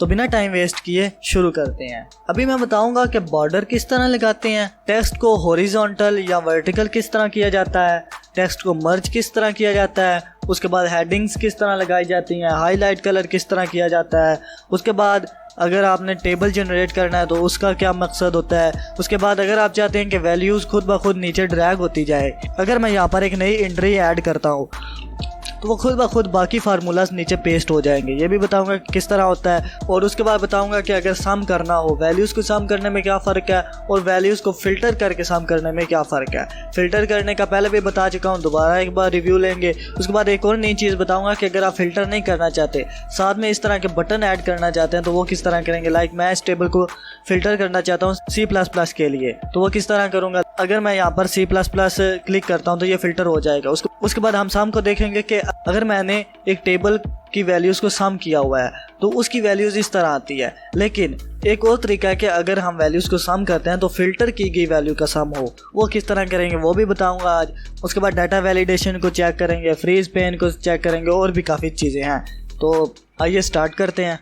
तो सबसे पहले देखते हैं कि हम बॉर्डर किस तरह यूज़ करते हैं। बॉर्डर का मैं पहले भी बता चुका हूँ, लेकिन ये इसलिए बता रहा हूँ कि अभी मैं थोड़ा एक्सप्लेन करूँगा, थोड़ी डिटेल के साथ बताऊँगा, तो क्या पता आपको कोई एक्स्ट्रा चीज़ सीखने को ज़रूर मिलेगी इंशाल्लाह। तो मतलब जिस चीज़ को आपने बॉर्डर लगाना होता है, सबसे पहले आपने उसको सिलेक्ट करना होता है। सिलेक्ट करने के बाद आप यहाँ से भी बॉर्डर लगा सकते हैं, लेकिन यहाँ से थोड़ा मुश्किल चीज़ है, ठीक है। आपने अलाइनमेंट वाले ऑप्शन पर जाना है, उसके बाद बॉर्डर टैब ओपन कर लेना है। यहाँ पर थोड़ा आपको एक एक्स्ट्रा ऑप्शंस मिल जाते हैं बॉर्डर लगाने के लिए। आप यहाँ से स्टाइल सेलेक्ट कर सकते हैं कि किस स्टाइल की आपको चाहिए, थिक बॉर्डर चाहिए या किस तरह का कोई और डिज़ाइन चाहिए, वो सिलेक्ट कर लें। उसके बाद यहाँ से आप कलर सेलेक्ट कर सकते हैं, कोई भी जो आपको अच्छा लगे। उसके बाद बॉर्डर ख़त्म करना है तो आप नॉन पर क्लिक करते हैं। अगर आप सिर्फ आउटलाइन पे बॉर्डर चाहते हैं तो फिर आप आउटलाइन को क्लिक करते हैं। आप अगर सिर्फ इनसाइड बॉर्डर चाहते हैं तो आप इनसाइड क्लिक करते हैं। अगर आप चाहते हैं कि डायगोनली बॉर्डर आ जाए तो आप यहाँ पर क्लिक करके डायगोनली बॉर्डर भी ले सकते हैं। उसके बाद अगर आप चाहते हैं कि ये दरमियान वाली लाइन ख़त्म हो जाए तो आप जस्ट इस पर क्लिक करें तो दरमियान में से जो मतलब होंगे वो बॉर्डर लाइन ख़त्म हो जाएंगी। इस तरह और भी फंक्शन है। अगर आप चाहते हैं कि मतलब इस लाइन में से बॉर्डर ख़त्म हो जाए, अगर मैं यहाँ से आकर नॉन करता हूँ तो ये ऊपर वाले टेबल में से जो भी है मतलब बॉर्डर लगा हुआ है उसमें से जो नीचे वाली लाइन है वो भी ख़त्म हो जाएगी। मैं चाहता हूँ नीचे वाली लाइन ख़त्म ना हो, उसके लिए सिंपली मैं वहीं बॉर्डर वाले ऑप्शन में जाऊँगा, उसके बाद नॉन करके ये ऊपर वाली लाइन को सिलेक्ट कर लूँगा, उसके बाद ओके करूँगा तो ये मतलब सही तरीके से डन हो जाएगा। उसके बाद आपको ये वैल्यूज़ दी गई हैं, आप इनको चाहते हैं कि एक टेबल में कन्वर्ट हो जाए। टेबल बनाने का मकसद ये होता है कि वो एक डेटाबेस की शक्ल में तब्दील हो जाता है। आप उस पर डिफरेंट ऑप्शंस परफॉर्म कर सकते हैं, आप उसका सब टोटल ले सकते हैं, आप फ़िल्टर लगा सकते हैं वैल्यूज़ पे, मतलब काफ़ी ज़्यादा ऑप्शन होते हैं टेबल्स बनाने के। टेबल बनाने के लिए आपने सिंपल सेलेक्ट करना होता है, उसके बाद आप शॉर्ट कमांड Ctrl+T भी प्रेस कर सकते हैं, नहीं तो फॉर्मेट एज टेबल पे क्लिक करेंगे, उसके बाद स्टाइल सेलेक्ट कर लेंगे जो कि आपको चाहिए। ये एक तरह का थीम ही होता है, मतलब किस तरह के बॉर्डर कलर होगा, किस तरह का बाकी डिज़ाइन वगैरह होगा, तो इसमें से कोई भी जो आपको पसंद हो आप सेलेक्ट कर लें। सेलेक्ट करने के बाद ये पूछ रहा है कि आपके टेबल में हेडर्स हैं या नहीं हैं, मतलब ऊपर हेडिंग वगैरह दी गई है या नहीं दी गई, तो ज़्यादातर तो हेडिंग होती है, तो आप इसको चेक कर रहने दें। उसके बाद ओके करेंगे तो ये आपका टेबल की शक्ल में कंप्लीट हो जाएगा। उसके बाद यहाँ पर फ़िल्टर वगैरह आ जाते हैं। अब आप किसकी डिज़ाइनिंग वगैरह करना चाहते हैं तो यहाँ से जाके कर सकते हैं। आप चाहते हैं कि फ़िल्टर बटन ख़त्म हो जाए जो यहाँ पर होता है, तो यहाँ से आप फ़िल्टर बटन ख़त्म कर सकते हैं। उसके बाद बैंडेड रोज़ होती हैं कि मतलब ये जो डिफरेंट कलर्स आ जाते हैं इनको ख़त्म करना चाहते हैं। बैंडेड कॉलम्स ऐड करना चाहते हैं तो वो कर सकते हैं, नहीं तो दोनों को अनचेक रहने दें। उसके बाद अगर आप चाहते हैं कि हेडर रो ख़त्म हो जाए तो वो भी आप कर सकते हैं। ये तो थी बेसिक चीज़ें जो कि मतलब एक टेबल की शक्ल में होती हैं। अब टेबल का एक मकसद ये भी है कि अगर आपने कोई टेबल सेलेक्ट कर लिया है उसके बाद आपके पास फार्मूलाज भी लगे हुए हैं काफ़ी ज़्यादा, ठीक है। अब आप ये तो नहीं ना करेंगे यहाँ पर वैल्यू पहले है मतलब रोल नंबर ऐड करें, फिर नाम ऐड करें, फिर फार्मूला भी दोबारा ड्रैग करें, इस तरह मतलब ज़्यादा काम आ जाता है तो आपने काम तेज़ी में परफॉर्म करना था। तो उसके लिए आप टेबल बना लें। टेबल के बाद अगर जब आप नई एंट्री शुरू करेंगे नई रो पे तो वो खुद ब खुद फार्मूला नीचे ड्रैग होते जाएंगे। टेबल की एक अच्छी खासियत ये भी है। उसके बाद अगर आप इसको ख़त्म करना चाहते हैं तो यहाँ से पूरी रो को सिलेक्ट करके रो ही डिलीट कर दें, ना रहेगा बास ना बजेगी बांसुरी। उसके बाद एक और चीज़ बताना चाहता था कि हम डाटा वैलिडेशन किस तरह करते हैं। मतलब आप चाहते हैं कि डाटा हमने एंटर करना है किसी सेल में लेकिन वो कोई ऑप्शंस की शक्ल में आ जाए। मैं एग्जांपल देता हूँ, लाइक इधर देखें हमारे पास कोर्स टाइटल हैं। कोर्स तो कोई 2-4 ही होंगे ना, हज़ारों की तादाद में तो कोई नहीं होने। मतलब या फिर C++ होगा या AutoCAD होगा या फिर MS वर्ड वगैरह हो जाएगा। तो आपने सेल को सिलेक्ट करना है, डाटा में चले जाना है। डाटा में चले जाने के बाद यहाँ पर ऑप्शन होता है डाटा वैलिडेशन का, उसको सिलेक्ट करना है। तो उसके बाद यहाँ से वैल्यू सिलेक्ट कर लें, आप डेसिमल चाहते हैं, लिस्ट वगैरह चाहते हैं, जो सी भी चाहते हैं यहाँ से लिस्ट सिलेक्ट कर लें क्योंकि हमारा जो डाटा इधर एंटर होने वाला है वो वर्ड की शक्ल में है। यहाँ पर आपने ऑप्शंस ऐड कर देने हैं जो कि आप चाहते हैं। लाइक मैं इधर चाहता हूँ कि MS वर्ड लिखा आ जाए, मतलब उसके बाद दूसरा ऑप्शन देने के लिए कॉमा लगाऊंगा, मैं चाहता हूँ MS एक्सेल आ जाए। उसके बाद मैं चाहता हूँ कि C++ आ जाए। मतलब ये सारे लिखने के बाद मैं ओके प्रेस करूँगा तो यहाँ पर एक ड्रॉप डाउन मेन्यू आइकन आ जाएगा। अगर आप यहाँ पर आके क्लिक करते हैं तो आपको ऑप्शंस नज़र आ जाएंगे कि आप MS वर्ड लिखना चाहते हैं, MS एक्सेल या C++। अगर आप मतलब इसके अलावा इन तीनों ऑप्शंस के अलावा कोई चीज़ लिखते हैं तो वो आपको एक एरर दे देगा। लाइक इधर अगर मैं कोई भी ABC वगैरह लिखने की कोशिश करता हूँ तो मुझे एक एरर आ जाएगी, जो कि एक अच्छी चीज़ है। मतलब अगर आपने ऑप्शन सेलेक्ट किए हुए हैं तो इसलिए सिलेक्ट किए हैं ना कि उन ऑप्शन में से कोई चीज़ हो, कोई एक्स्ट्रा चीज़ ना जाए। तो इधर आप अपनी वैल्यू अकॉर्डिंगली सेट कर सकते हैं। उसके बाद ड्यूरेशन पर भी आप वैलिडिटी लगा सकते हैं कि 2 मंथ की हो, 4 मंथ की हो, जितना मतलब आप रखना चाहते हैं। बाकी ये मैंने पहले आपको बता दिया था कि इसको मतलब मंथ अगर आप वैल्यू सिर्फ न्यूमेरिक लिखते हैं तो साथ में वर्ड्स किस तरह आ सकते हैं। दोबारा एक बार रिकेप कर लेते हैं कि आपने राइट क्लिक करना है, उसके बाद फॉर्मेट सेल्स पे जाना है। फॉर्मेट सेल्स पे जाने के बाद नंबर में से कस्टम सेलेक्ट करके इधर ऐड कर देना है। हैश नंबर को रिप्रेजेंट करता है। उसके बाद आपने डबल कोट्स में लिख देना है जो कि आपको वैल्यू चाहिए। ओके प्रेस करेंगे तो ये हो जाएगा। अब एक और चीज़ जो कि नहीं बताना चाहता हूँ कि अगर मैं इन तमाम चीज़ों का सम लेना चाहता हूँ, इक्वल करूँगा, सम लिखूँगा, उसके बाद ये वैल्यूज़ सिलेक्ट कर लूँगा। सिलेक्ट करने के बाद अगर मैं एंटर प्रेस करता हूँ तो इनका सम आ जाएगा, ठीक है। अगर मैं चाहता हूँ कि इनको फ़िल्टर भी कर दूँ और साथ में उसका ग्रैंड टोटल भी आ जाए तो फ़िल्टर ऐड करने का एक मेथड तो बता चुका हूँ आपको। दूसरा मेथड ये है कि आप इधर फ़िल्टर आइकन नहीं चाहते, आप चाहते हैं कि अलग से एक मेन्यू शो हो जाए फ़िल्टर करने के लिए। तो आपने सिंपल टेबल को सिलेक्ट करना है। सिलेक्ट करने के बाद आपने जाना है डिज़ाइन में। डिज़ाइन में जाने के बाद आपने इंसर्ट स्लाइसर पे क्लिक करना है। उसके बाद आपको ये ऑप्शन शो हो जाएंगे। यहाँ पर पूछ रहा है कि आप कौन सी चीज़ को फ़िल्टर करना चाहते हैं। मैं चाहता हूँ कि कोर्स टाइटल को फ़िल्टर हो जाए। इसको चेक करूँगा, ओके करूँगा, वो यहाँ पर मुझे मेन्यू शो हो जाएगा, जिसको मैं छोटा बड़ा अपने अंदाज से कर सकता हूँ जितने की मुझे ज़रूरत है। उसके बाद अगर मैं C++ पे क्लिक करता हूँ, MS Excel पे क्लिक करता हूँ, MS Word पे क्लिक करता हूँ, तो मतलब वो फ़िल्टर हो जाएगा। यहाँ से आप फ़िल्टर कैंसिल करना चाहें तो कर सकते हैं। अब एक और चीज़, अगर मैं यहाँ पे C++ पे क्लिक करता हूँ तो मतलब मेरा सम की वैल्यू चेंज नहीं हो रही। मैं चाहता हूँ कि जब डाटा फ़िल्टर हो जाए तो भी सम की वैल्यू चेंज हो जाए। उसके लिए हम एक और फार्मूला यूज़ करते हैं जो कि है सब टोटल का।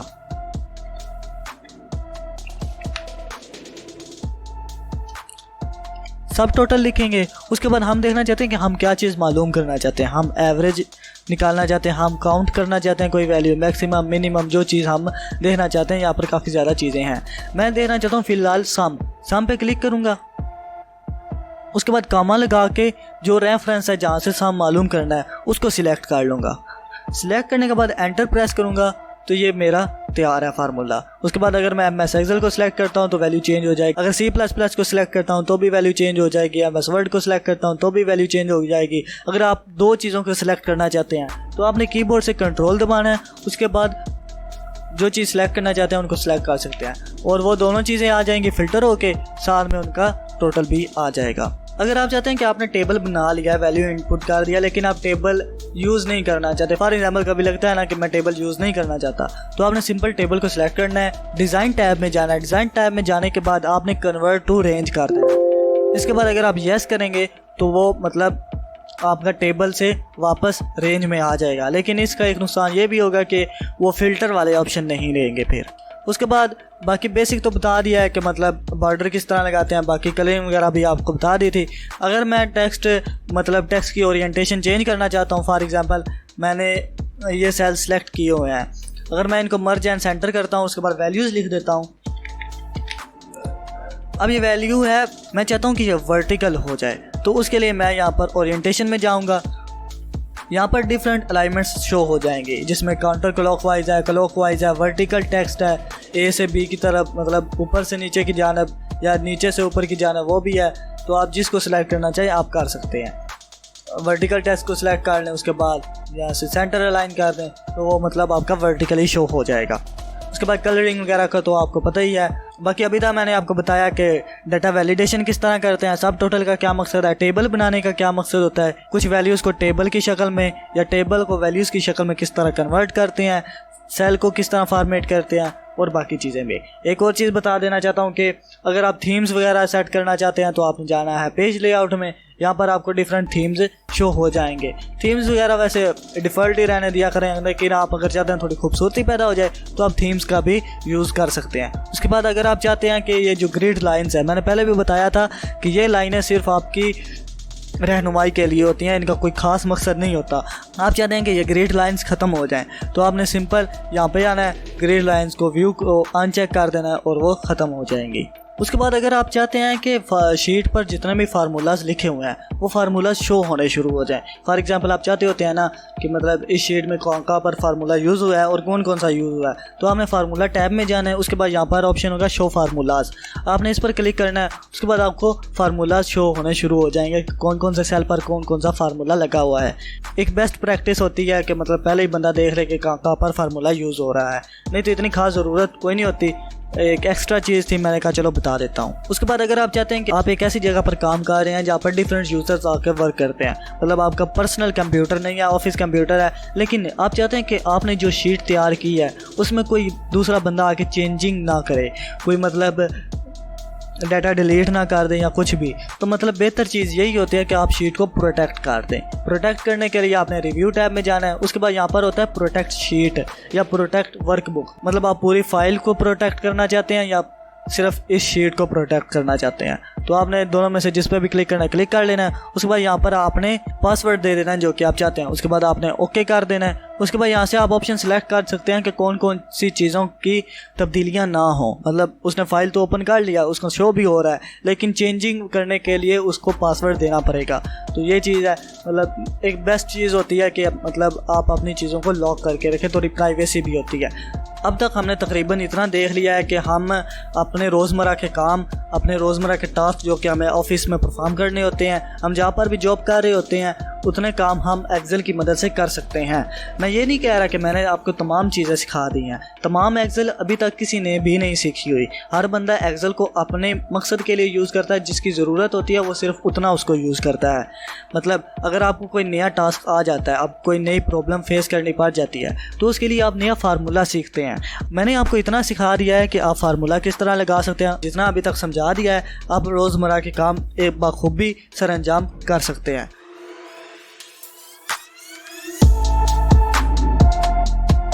तो अभी हम लोग देखने जा रहे हैं कि हम डेली एक्सपेंस शीट किस तरह बना सकते हैं। यह एक किस्म की डेली एक्सपेंस शीट भी है और उसके बाद मंथली भी है, मतलब दोनों को मर्ज करके बनाई है। आइडिया आप लोगों का ही होता है, मैं तो सिर्फ इतना बताने आया हूँ कि एक्सेल को किस तरह यूज़ करना होता है। ये जो शीट अभी हम तैयार करने वाले हैं, इसमें मतलब आपकी डेली एक्सपेंसेस वगैरह आ जाएंगे। उसके बाद मंथ आप ऐड कर सकते हैं कौन सा है, उसके बाद वीक डे शो हो रहे होंगे सारे। उसके बाद ये तरीका भी बताऊंगा कि मतलब अगर आप स्लाइड करते हैं तो एक चीज़ किसी तरह एक जगह पे स्टक हुई रहती है और बाकी चीज़ें मूव करती हैं। मतलब आप फ्रीज किस तरह कर सकते हैं। उसके बाद आपके जो एक्सपेंस होंगे आप ये ऑफिस के लिहाज से भी बना सकते हैं। आपके एक्सपेंस जो डेली आए हैं, डेली एक्सपेंस को आप इधर लिखते जाएंगे जिसका टोटल नीचे आ जाएगा। उसके बाद ये आपके तकरीबन तमाम मंथ के होंगे। उसके बाद मंथ के लिहाज से इधर आ जाएगा।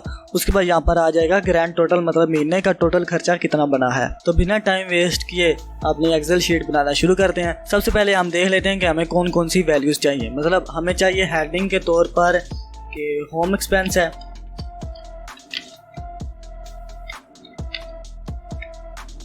उसके बाद हम एक सब हेडिंग देना चाहते हैं कि ये डेली एक्सपेंस और मंथली एक्सपेंस की मिक्स्ड शीट है। उसके बाद हम मंथ की हेडिंग ऐड कर लेंगे कि जौन सा मंथ चल रहा है। लाइक इधर हम सिलेक्ट कर लेते हैं अप्रैल 2022, जो कि खुद ब खुद एक डिफ़ॉल्ट फॉर्मेट हो जाएगा। अगर आप ये फॉर्मेटिंग चेंज करना चाहते हैं तो पहले भी बता चुका हूँ कि आपने राइट क्लिक करना है, उसके बाद फॉर्मेट सेल पे जाना है। यहाँ से आप मतलब अपने हिसाब से जो वैल्यू आप रखना चाहते हैं वो रख सकते हैं। उसके बाद ये हेडिंग देने के बाद हम इन दोनों सेल्स को मर्ज कर देंगे। मर्ज करने के बाद इधर हमने लिखना है वीक डे, नीचे वाले सेल को भी मर्ज एंड सेंटर करेंगे। यहाँ पर हम हेडिंग दे देंगे डेट की। हम इन दोनों सेल्स को भी मर्ज कर देते हैं। मर्ज एंड सेंटर करने के बाद ऑटो वेट दे देंगे। इनको लेफ्ट अलाइन कर देते हैं जो कि एक अच्छा लगेगा। इनको सेंटर अलाइन कर देंगे। ये हेडिंग देने के बाद हम इधर लिख देंगे कि एक्सपेंस टाइप, मतलब हमने महीने में किस किस्म का खर्च किया है। उसके बाद इधर लिख देंगे कि मंथली एक्सपेंस रिपोर्ट। इन दोनों को सेंटर अलाइन कर देंगे। उसके बाद मैं इधर वैल्यूज सारी लिख लूँगा जो कि मतलब होती हैं। आप अपने हिसाब से लिख लीजिए आपके कौन कौन से खर्चे होते हैं, लाइक ट्रांसपोर्ट के, फूड के वगैरह वगैरह। उसके बाद इधर एक हेडिंग आ जाएगी ग्रैंड टोटल की, इसको भी सेंटर एंड मिडल अलाइन कर देंगे। ग्रैंड टोटल में इधर फार्मूला लग जाएगा सम का, जो कि तकरीबन इन वैल्यूज को सम करेगा। उसके बाद वीक डे के सामने हमारे आ रहे होंगे डेज, जो कि होंगे लाइक संडे से शुरू कर देते हैं। SUN लिखेंगे, MON लिखेंगे। इन दोनों को सिलेक्ट करके ड्रैग कर लेंगे जितनी वैल्यूज हमको चाहिए। उसके बाद नीचे डे आ जाएंगे 1, 2। इन दोनों को भी ड्रैग कर लेंगे अपने मंथ के हिसाब से, जितनी या फिर वैल्यू आपको चाहिए। उसके बाद इन दोनों को ऐड करने के बाद आप इनको सेंटर अलाइन भी कर सकते हैं, जो थोड़ा अच्छा शो होगा। उसके बाद ये होगा कि मतलब इधर हम मंथली एक्सपेंस रिपोर्ट चेक कर रहे हैं, जो कि सम करके लाएगी इन वैल्यूज़ को, जो कि डे वाइज एंटर हुई होंगी। तो फिर यहाँ पर सम का फार्मूला लगा देते हैं, इक्वल सम। उसके बाद वैल्यूज़ को सिलेक्ट कर लेंगे। सिलेक्ट करने के बाद एंटर करेंगे तो हमारा आ जाएगा। उसको नीचे तक ड्रैग कर देते हैं।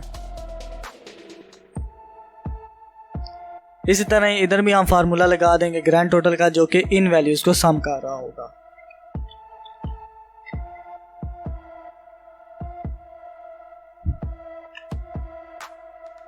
इसको भी आगे तक पेस्ट कर देंगे।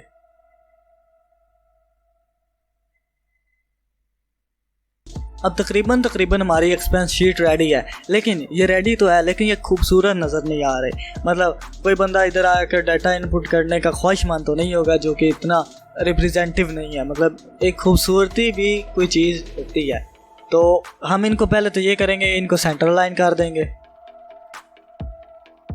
उसके बाद आपको दिखाना चाहता हूँ कि ये वर्क किस तरह करेगा। लाइक मैंने मंडे की वैल्यू ऐड कर दी, संडे की ऐड कर दी। इसी तरह अगर मैं वैल्यू ऐड करता जाऊँगा, मतलब जो हिसाब से खर्च हुआ होगा तो एक हिसाब से ऐड होता जाएगा। उसके बाद ग्रैंड टोटल भी आपका आ जाएगा। अब हम देख लेते हैं कि इनको थोड़ी खूबसूरती किस तरह प्रोवाइड करनी है। सबसे पहले हम बॉर्डर लगा लेंगे। इनको अलाइनमेंट वाले टैब में जाएंगे। उसके बाद बॉर्डर में मैं थोड़ी आउटलाइन भी दे दूंगा, इनसाइड भी दे दूंगा। फिर थिक लाइन यूज कर लेते हैं।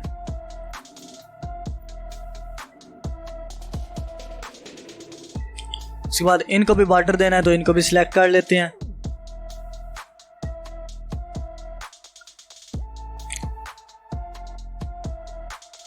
उसके बाद मैं चाहता हूं कि यहाँ पर तो सिर्फ हेडिंग है, यहाँ पर वैल्यू तो एंटर कोई नहीं करनी। इनको बॉर्डर ना आए, मतलब ये खाली शो होते रहें, तो इनको सिलेक्ट करेंगे।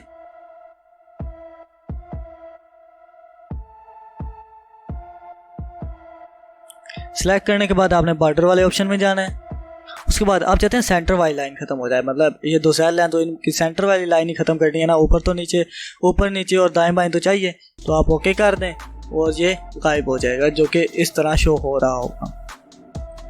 ठीक है, अब थोड़ी कलरिंग वगैरह कर लेते हैं।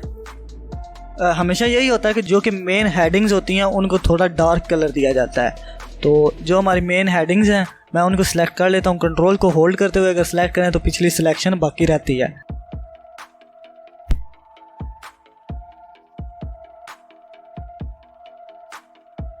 उसके बाद हमारे डेज की हेडिंग भी मेन ही होंगी। इनको मैं डार्क कलर दे दूंगा, ये वाला प्यारा लग रहा है थोड़ा। उसके बाद बाकी को सिलेक्ट करके इसको उससे थोड़ा लाइट दे देंगे। और जो डे वाइज वैल्यू होंगी इनको थोड़ा और लाइट कर देंगे उनसे भी, जो कि थोड़ा ज़्यादा प्यारा लगेगा। अब तकरीबन खूबसूरती आ गई है। अब जो हेडिंग्स हैं उनको हम थोड़ा बोल्ड कर देते हैं।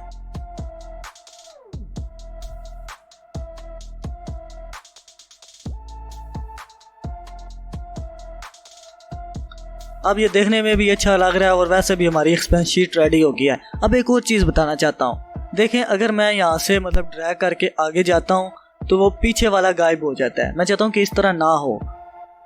मेरे पास ये वैल्यू जो कि मंथली शो करवा रहा है रिपोर्ट, वो अलहदा से शो होती रहे और डे वाइज अलहदा से शो हो। तो उसके लिए मैं सिंपल यही करूँगा कि यहाँ से पूरे सेल को सिलेक्ट करूँगा। सेल को सिलेक्ट करने के बाद आपने चले जाना है रिव्यू में।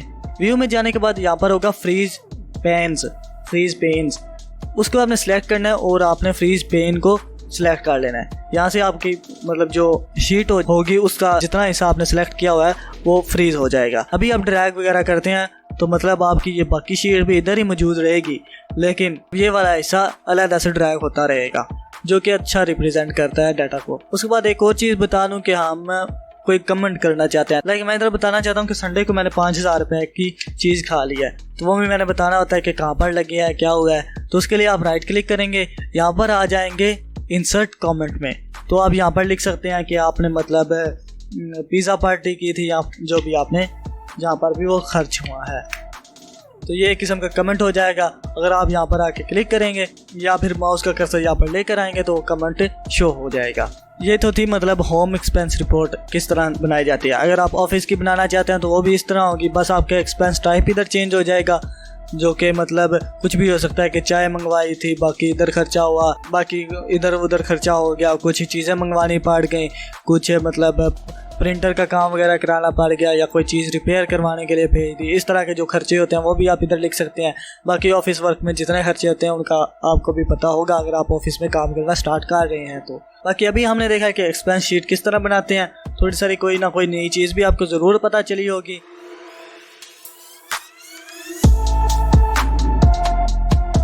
अभी हम लोग देखने जा रहे हैं कि हम एक डेली टास्क मैनेजर किस तरह क्रिएट कर सकते हैं, जिसमें मैं मतलब अपने डेली के टास्क ऐड कर दूंगा और उसके बाद उसकी प्रायोरिटी सेट कर दूंगा कि उसको करना कितना ज़रूरी है, लो पर है, हाई पर है, मीडियम है। उसके बाद मैं बताऊंगा कि वो डन हो गया या नहीं हुआ अभी तक, और उस हिसाब से मुझे परसेंटेज वगैरह भी एक प्रोग्रेस बार पे शो हो जाएगी कि काम की कितनी परसेंटेज चल रही है। इस तरह मतलब बेहतर रहता है कि आप रोज़ाना के टास्क तैयार करें अपने जो आपके काम करने के हैं, और उनको आप बेहतर अंदाज से कर सकते हैं। लाइक अगर आपने डिसाइड किया कि कल इतने घंटे फ़ोन यूज़ नहीं करना, तो टास्क मैनेजर रियली में आपकी हेल्प करता है फ़ोन नहीं यूज़ करने में।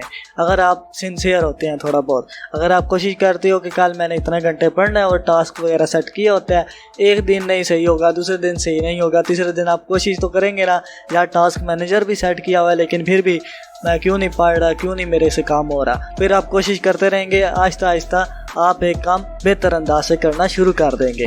तो आज यही देखने वाले हैं कि हम इस तरह के टास्क मैनेजर किस तरह बना सकते हैं। इसकी खासियत ये है कि आप इधर टास्क लिखेंगे जो कुछ है, उसके बाद आपको एक डाटा वैलिडेशन के तौर पर ऑप्शन आ जाएंगे, लो मीडियम हाई। उसके बाद ऑप्शन आएंगे कि डन हुआ है या अनडन हुआ है। उस हिसाब से आपको मतलब एक प्रोग्रेस बार भी जनरेट हो जाएगी जो कि देखने में भी अच्छा लगता है। और रही बात, इसको आप मोबाइल फ़ोन वगैरह पर भी यूज़ कर सकते हैं। एक्सेल का सॉफ्टवेयर मोबाइल में चलाएं और वहाँ पर भी यूज़ कर लें।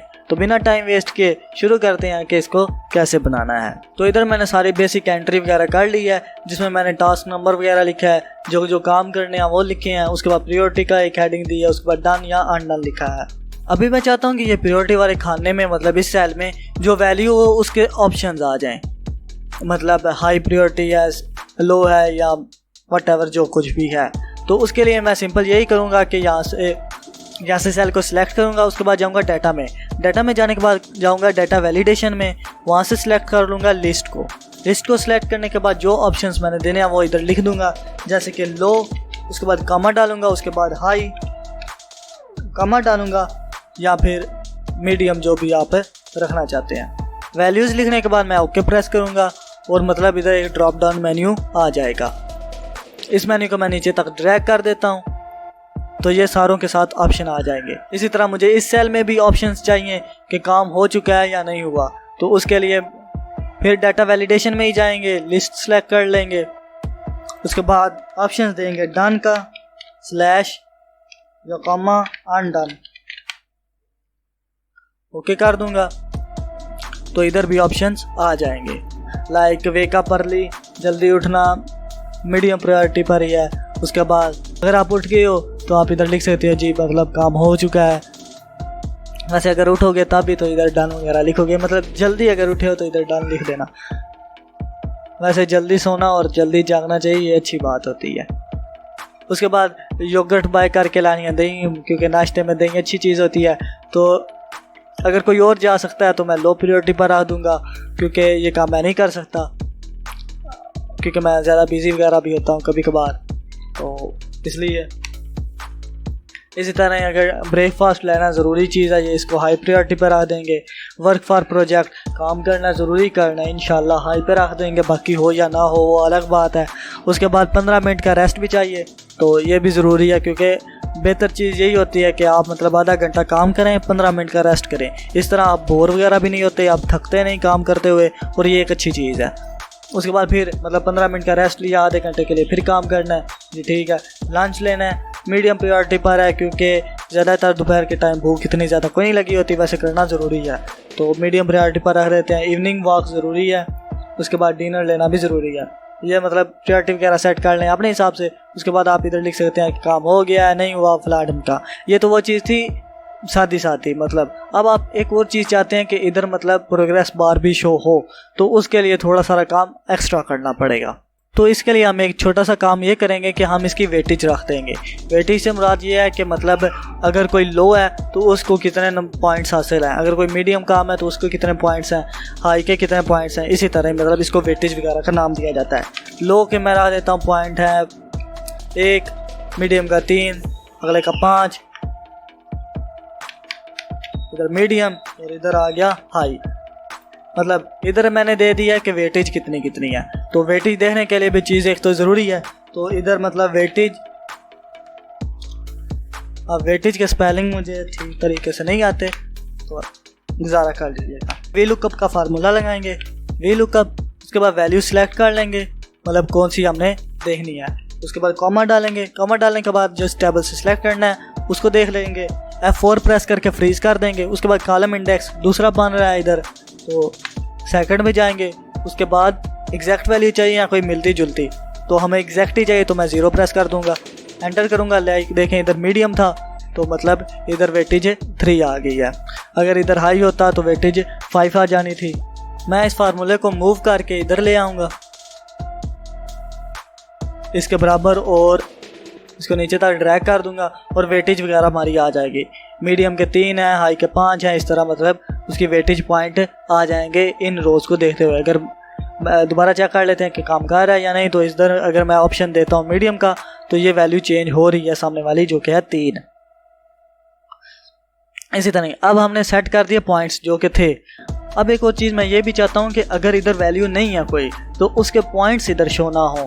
फॉर एग्जांपल अगर मैं ये वैल्यू डिलीट कर देता हूँ तो पॉइंट फिर भी शो हो रहा है, ठीक है। मैं चाहता हूँ ये पॉइंट शो ना हो, तो उसके लिए मैं इधर एक साथ और फार्मूला लगा दूंगा शुरू में कि इफ़ साथ में और अगर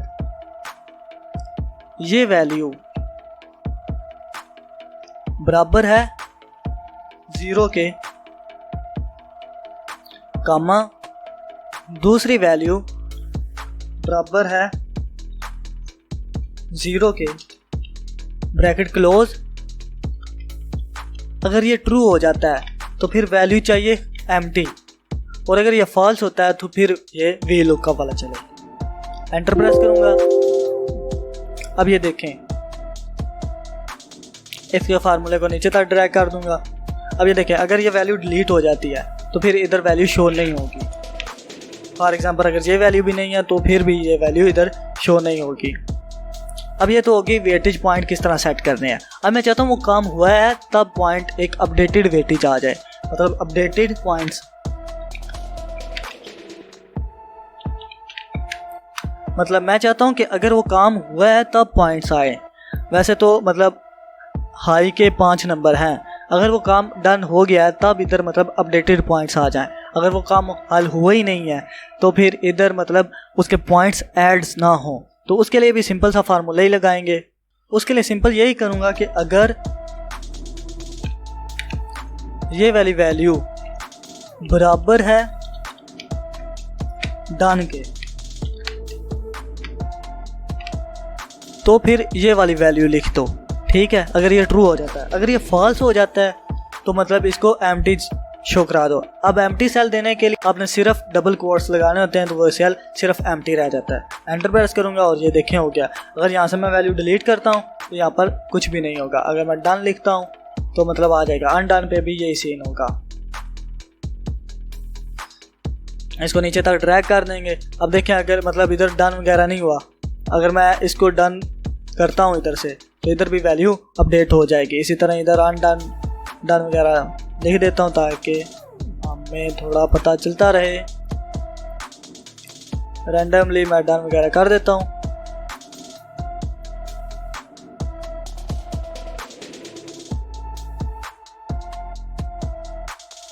अब ये देखें दोनों अनडन थे, ये भी अनडन था, तो इधर वैल्यू वगैरह कोई नहीं शो हो रही। अगर आप चाहते हैं कि इधर अनडन वगैरह नहीं आता तो इधर वैल्यू 0 आ जाए, वो भी आप कर सकते हैं, नहीं तो इस तरह ही बेहतर रहता है। अब मैं एक और चीज़ करने वाला हूँ कि मैं मतलब इधर टोटल वेटेज कैलकुलेट करना चाहता हूँ और जो अपडेट हो गया उनको, तो मैं इधर एक हेडिंग दे लेता हूँ टोटल वेटेज की।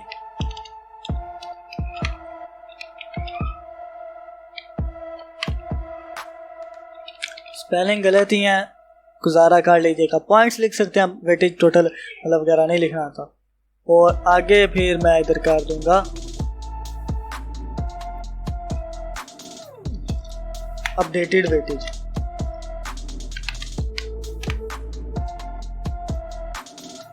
टोटल वेटेज में मैं सम कर दूंगा इन वैल्यूज का, और अपडेटेड वेटेज में मैं सम कर दूंगा अपडेटेड वाली वैल्यूज का। एंटर प्रेस कर दूंगा। अब ये दोनों वैल्यूज मेरे पास आ गई। अब मैं चाहता हूं कि इधर एक प्रोग्रेस बार शो हो। मैं इन दोनों को मर्ज कर लूंगा।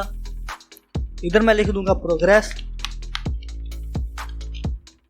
अब मैं कॉलम वगैरह भी लगा देता हूँ। ठीक है, अब इधर मैंने एक परसेंटेज के लिहाज से मतलब अपनी प्रोग्रेस बार शो करवानी है, तो उसके लिए हम परसेंटेज मालूम कर लेंगे कि इक्वल का साइन लगाएंगे, अपडेटेड वेटेज को डिवाइड कर देंगे टोटल पे। एंटर प्रेस करूंगा, मेरे पास एक वैल्यू आ जाएगी। अब आप एक और चीज़ देखें, अगर सारे डन हो जाते हैं, फॉर एग्जांपल सारे काम मैंने कर लिए हैं, तो इधर वैल्यू आ जाएगी 1, मतलब हाईएस्ट वैल्यू आएगी 1। और अगर कोई डन नहीं होता, फॉर एग्जांपल सारे अनडन हैं, तो वैल्यू आ जाएगी 0। मतलब वैल्यू हमारी 0 से 1 के दरमियान होगी, सारे डन या अनडन के लिहाज से, पॉइंट्स के बेस पर मतलब। तो ये सारी वैल्यू आ जाएगी। अब मैं चाहता हूँ कि ये परसेंटेज वैल्यू में शो हो, तो मैं इधर से भी परसेंटेज वैल्यू कर सकता हूँ। नहीं तो अगर आपने इधर से नहीं करनी, राइट क्लिक करें, राइट क्लिक के बाद फॉर्मेट सेल्स पे जाएं। फॉर्मेट सेल्स पे जाने के बाद आपने इधर आ जाना परसेंटेज में, इसको 0 पॉइंट कर देना, मतलब 2 भी हो सकते हैं, 3 भी हो सकते हैं, आप मतलब 0 पे रखते हैं। उसके बाद ओके करेंगे तो भी हो सकता है। अब एक और चीज़, अब मैं चाहता हूँ कि यहाँ पर एक प्रोग्रेस बार भी शो हो। उसके लिए आपने इसको सिलेक्ट करना है। सिलेक्ट करने के बाद आपने जाना है कंडीशनल फॉर्मेटिंग में। ये यूज़ होता है कि आपने किसी कंडीशन की बेस पे किसी चीज़ को किस तरह फॉर्मेट करते हैं। आपने डाटा बार्स में जाना है, उसके बाद आपने मोर रूल्स में चले जाना है। ये बने बनाए भी थे कुछ। उसके बाद मतलब टाइप आपने सेलेक्ट कर लेनी है नंबर, दूसरी भी सिलेक्ट कर लेनी है नंबर। लोएस्ट वैल्यू हमारे पास है 0, हाईएस्ट वैल्यू हमारे पास है 1। ठीक हो गया।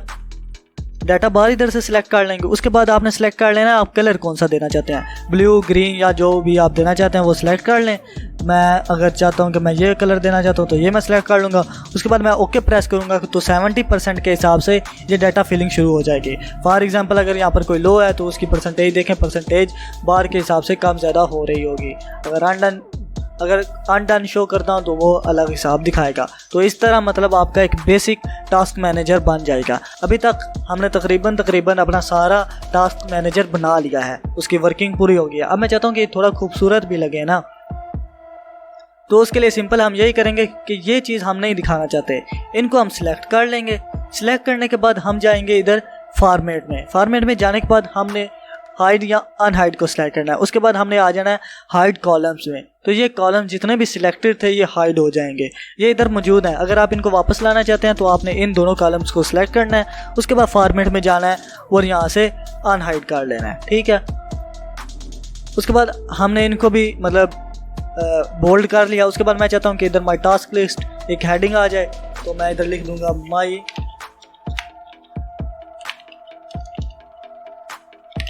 Task list. एंटर प्रेस कर दूंगा। इधर बॉर्डर वगैरह लगा देते हैं। थिकनेस सेलेक्ट करेंगे, आउटलाइन इनसाइड। उसके बाद आप कलर भी मैनेज कर सकते हैं, मतलब कलर को एक डार्क ग्रीन रख देते हैं। बाद ओके मतलब कलर वाइज आ जाएगा। उसके बाद मैं चाहता हूँ हेडिंग्स अलग कलर की आ जाएं, तो उसके लिए मैं इधर से कोई भी डार्क कलर सेलेक्ट कर लेता हूँ, लाइक ये वाला। इसके बाद मैं टेक्स्ट कलर कर देता हूँ वाइट, जो कि ग्रेट कम्बिनेशन पैदा करेगा। उसके बाद मैं चाहता हूँ कि ये जो वैल्यूज़ हैं ये थोड़ी लाइटेड ब्लू हो जाएं, ये ठीक लग रही हैं। इस तरह मतलब आपका एक टास्क मैनेजर तैयार हो जाएगा। तो उम्मीद करता हूँ जितना कुछ समझाया उसकी आपको समझ आ गई होगी। हमने तकरीबन अब तक हमारा सारा कोर्स कंप्लीट कर लिया है। जितने की ज़रूरत होती है वो मैंने आपको एक्सेल के बारे में समझा दिया है। उम्मीद करता हूँ आप इसकी प्रैक्टिस करते रहेंगे। हमको अक्सर डेली वर्क में ऐसी चीज़ें दरपेश हो जाती हैं जो कि हमें लगता है कि हमने नहीं समझी हुई, हमें नहीं आती। वैसे आपको वो आती होती हैं, लेकिन आपके दिमाग से क्या पता वो गायब हो गई हो। लेकिन अगर आपको नहीं भी आती होती तो बेहतर चीज़ यही है कि जो मसला आपको पेश आ रहा है आप सिंपल उसकी क्वेरी गूगल पे सर्च कर लें, यूट्यूब पे सर्च कर लें। मतलब अब ये तो नहीं ना होता कि मतलब आप एक छोटी सारी जॉब कर रहे हैं या एक टास्क आपने परफॉर्म करना है, आप पूरा एक्सेल ही सीखने बैठ जाएं। पूरे एक्सेल एक समंदर की तरह है जिसमें बंदा डूब जाता है। तो आप उतना ही सीखें जितने की आपको ज़रूरत है। हमने तकरीबन आपको इतना सिखा दिया है कि आप तमाम वो काम परफॉर्म कर सकते हैं जो कि एक डेली लाइफ वर्कर के लिए ज़रूरी होते हैं। उम्मीद करता हूँ जितना कुछ समझाया है वो पसंद भी आया होगा। मिलते हैं फिर किसी नेक्स्ट कोर्स में इंशाल्लाह। तब तक के लिए अल्लाह हाफिज़।